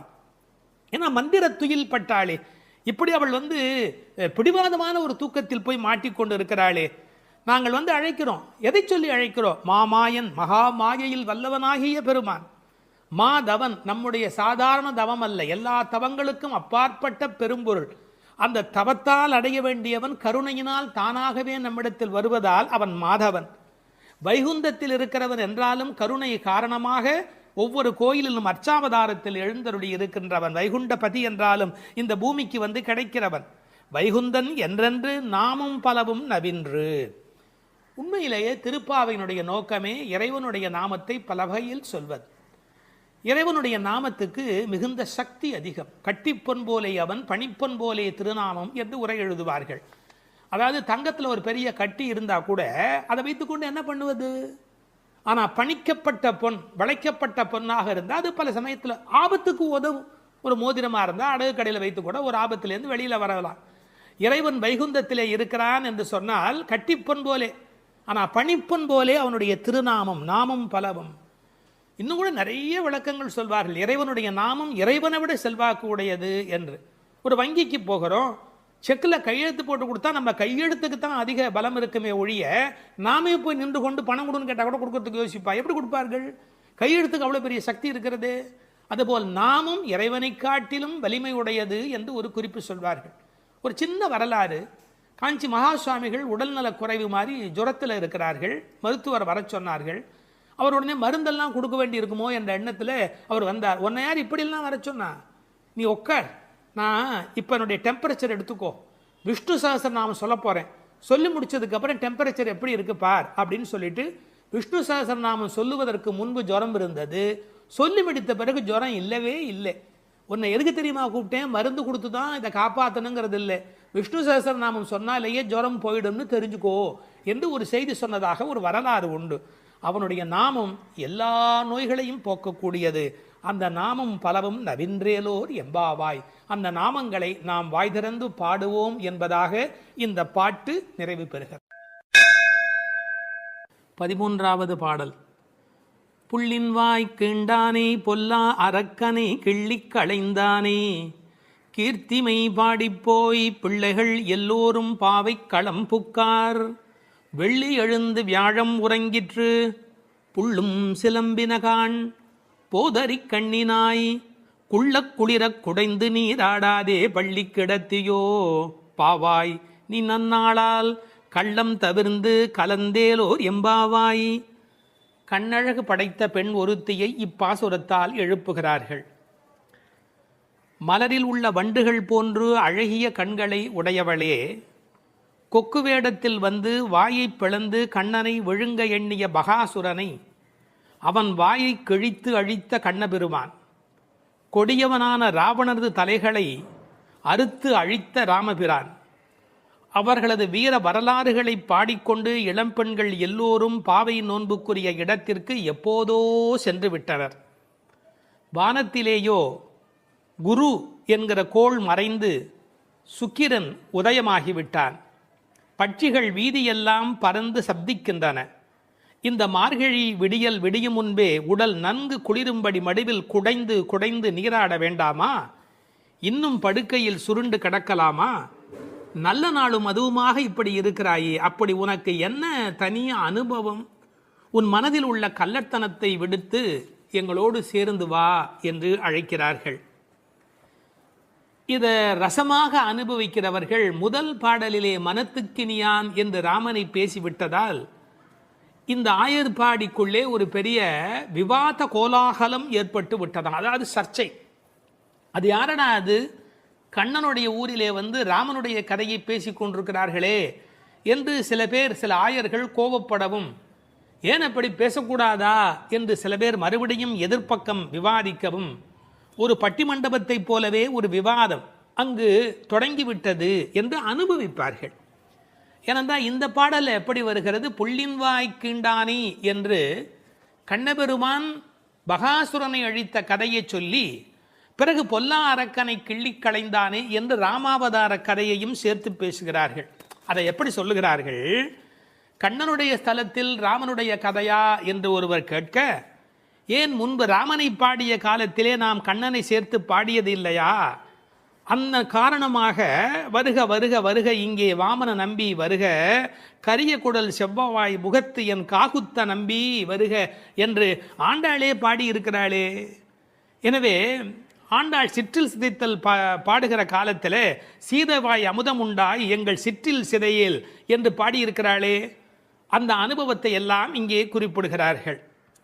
வருக வருக என்று ஆழ்வார் அனுபவித்ததையும் சிற்றில் சிதைக்காதே என்று ஆண்டாள் அனுபவித்ததையும் இந்த இடத்தில் மேற்கோளாக காட்டி, இந்த அயோத்தியிலே ராமபெருமானுடைய புகழை பேசுவது போல ஆயர்பாடியில் கண்ணன் புகழ்தான் பேச வேண்டும் என்ற கட்டாயமில்லை, இடம் மாறி பேசினாலும் ஒன்றும் தவறு இல்லை என்று ஒப்பந்தமாயிற்று என்று இதை வேறு ஒரு கோணத்திலே பேசுவார்கள். தீவிர பற்று உடையவர்கள் எப்போதும் இது போன்ற பிரச்சனைகளில் ஈடுபடுவது என்பது தவிர்க்க முடியாதது. புள்ளின் வாய் கீண்டானே பொல்லா அரக்கனை கிள்ளி களைந்தானே, பறவை வடிவத்திலே வந்தவனை அவன் அழித்தவன். பள்ளத்தில் மேயும் பறவை உருக்கொண்டு கள்ளாசுரன் வருவானை தான் கண்டு புள்ளிதுவென்று பொதுக்கோ வாய்க்கீண்டான், அப்படியே வாய்க்கீண்டிட்டான், அப்படியே கிழித்து எறிந்து விட்டான். அப்படி அழித்த வரலாற்றை சொன்னவர்கள் பொல்லா அரக்கனை கிள்ளிக்களைந்தானே என்று ராவணனை கொன்றதை பேசுகிறார்கள். இந்த எழுப்புகிற பெண்கள் இந்த பாடலை எல்லாம் கருத்தை எல்லாம் சொல்லி எழுப்புகிறார்கள். உரை கண்டவர்கள் கேட்டார்கள், பொல்லா அரக்கன் என்ற ராவணனை குறிப்பிட்டால் நல்ல அரக்கன் உண்டோ? என்ன நயம் பாருங்கள். உண்டு, அரக்கர் குலத்தில் பிறந்தாலும் விபீஷணன் நல்ல அரக்கன், ராவணனோ பொல்லா அரக்கன். அவனோடு பெரிதாக போர் செய்தார் என்று சொல்ல முடியாதான், கிள்ளி களைந்தார். தமிழில் ஒரு பழக்கம் உண்டு, யாராவது ரொம்ப அலட்சியமாக நினைச்சா என்ன கிள்ளுக்கிறேன்னு நினைச்சுக்கிட்டியா என்று கேட்பார்கள். அப்படி ராவணனுடைய தலைகளை ராமன் கிள்ளினானான், கிள்ளி களைந்தானே. அதுக்கு வேற ஒரு பொருள் உண்டு. தன்முனைப்பு உள்ளவர்கள் பரமாத்மாவால் அழிக்கப்படுவார்கள் என்கிற அந்த உணர்வு 10 தலை ஒருவருக்கு உண்டு என்ற கதையை அப்படியே எடுத்துக்கொள்வதை விட, பன்முகமாக ஆசை தலி விரித்து ஆடுகிற போது ஒருமுகமுடைய பரமாத்மா மனதை நாம் ஒருமுகப்படுத்தினால் நமக்கு உள்ளே இருக்கிற பன்முகம் அழிந்து போகும் என்று உருவகமாக எடுத்துக்கொண்டு அனுபவிப்பவர்களும் உண்டு. இப்படி ராவணனை அழித்த வரலாற்றை பேசி கீர்த்திமை பாடிப்போய் பிள்ளைகள் எல்லோரும் பாவை களம் புக்கார். இந்த நெல் பயிரிடுகிற இடத்துக்கு நெற்களம் என்று பெயர், அதுபோல் பாவையின் நோன்பு நோற்கிற இடத்துக்கு பாவைக்களம் என்று பெயர். யாருடைய புகழை பாடுகிறார்கள்? கீர்த்திமை பாடி, ராமன் கண்ணன் இருவருடைய புகழையும் பாடி, கீர்த்தி புகழை பாடி. பிள்ளைகள் எல்லோரும், சின்ன குழந்தைகளாகிய பெண் பிள்ளைகள் எல்லாரும் சேர்ந்து பாவைக்களம் புக்கார். அவங்கெல்லாம் நோன்பு நோக்கிற இடத்துக்கு போய்விட்டார்கள். நான் மட்டும் உனக்காக இங்கே நின்று கொண்டிருக்கிறேன், சீக்கிரம் வாடி என்பது போல் பேசுகிறார். இப்போது பொழுது விடிந்து விட்டது என்பதில் அடையாளம் ரொம்ப நுட்பமான ஒரு அடையாளம். வெள்ளி எழுந்து வியாழம் உறங்கிற்று. அதாவது வெள்ளிக்கிழமை தோன்றிவிட்டது, வியாழக்கிழமை முடிந்து விட்டது இல்லை. குரு ஹோரை போய்விட்டது, சுக்கிரஹோரை தொடங்கி விட்டது. அது இன்னொரு கோணம். வானியலை பற்றி நன்கு ஆய்வு செய்தவர்கள் ஒரு குறிப்பிட்ட காலத்திலே சுக்கிரனுடைய எழுச்சியும் வியாழனுடைய அந்த இறங்கு முகமும் ஒன்றாக நடக்கும் என்று குறிப்பிடுகிறார்கள். சுஜாதா அவர்கள் இதை வைத்துக்கொண்டு கிபி 885 என்று உறுதி செய்ய முடியும் என்று ஒரு கட்டுரையிலே எழுதியிருக்கிறார்கள். ஆனால் வேறு சிலரோ கிபி 8ஆம் நூற்றாண்டில் ஒரே ஒரு முறை மட்டும் அதிகாலை பொழுதில் சுக்கிரன் எழுவதும் குரு மறைவதும் ஒரே வேளையில் நிகழ்ந்துள்ளது.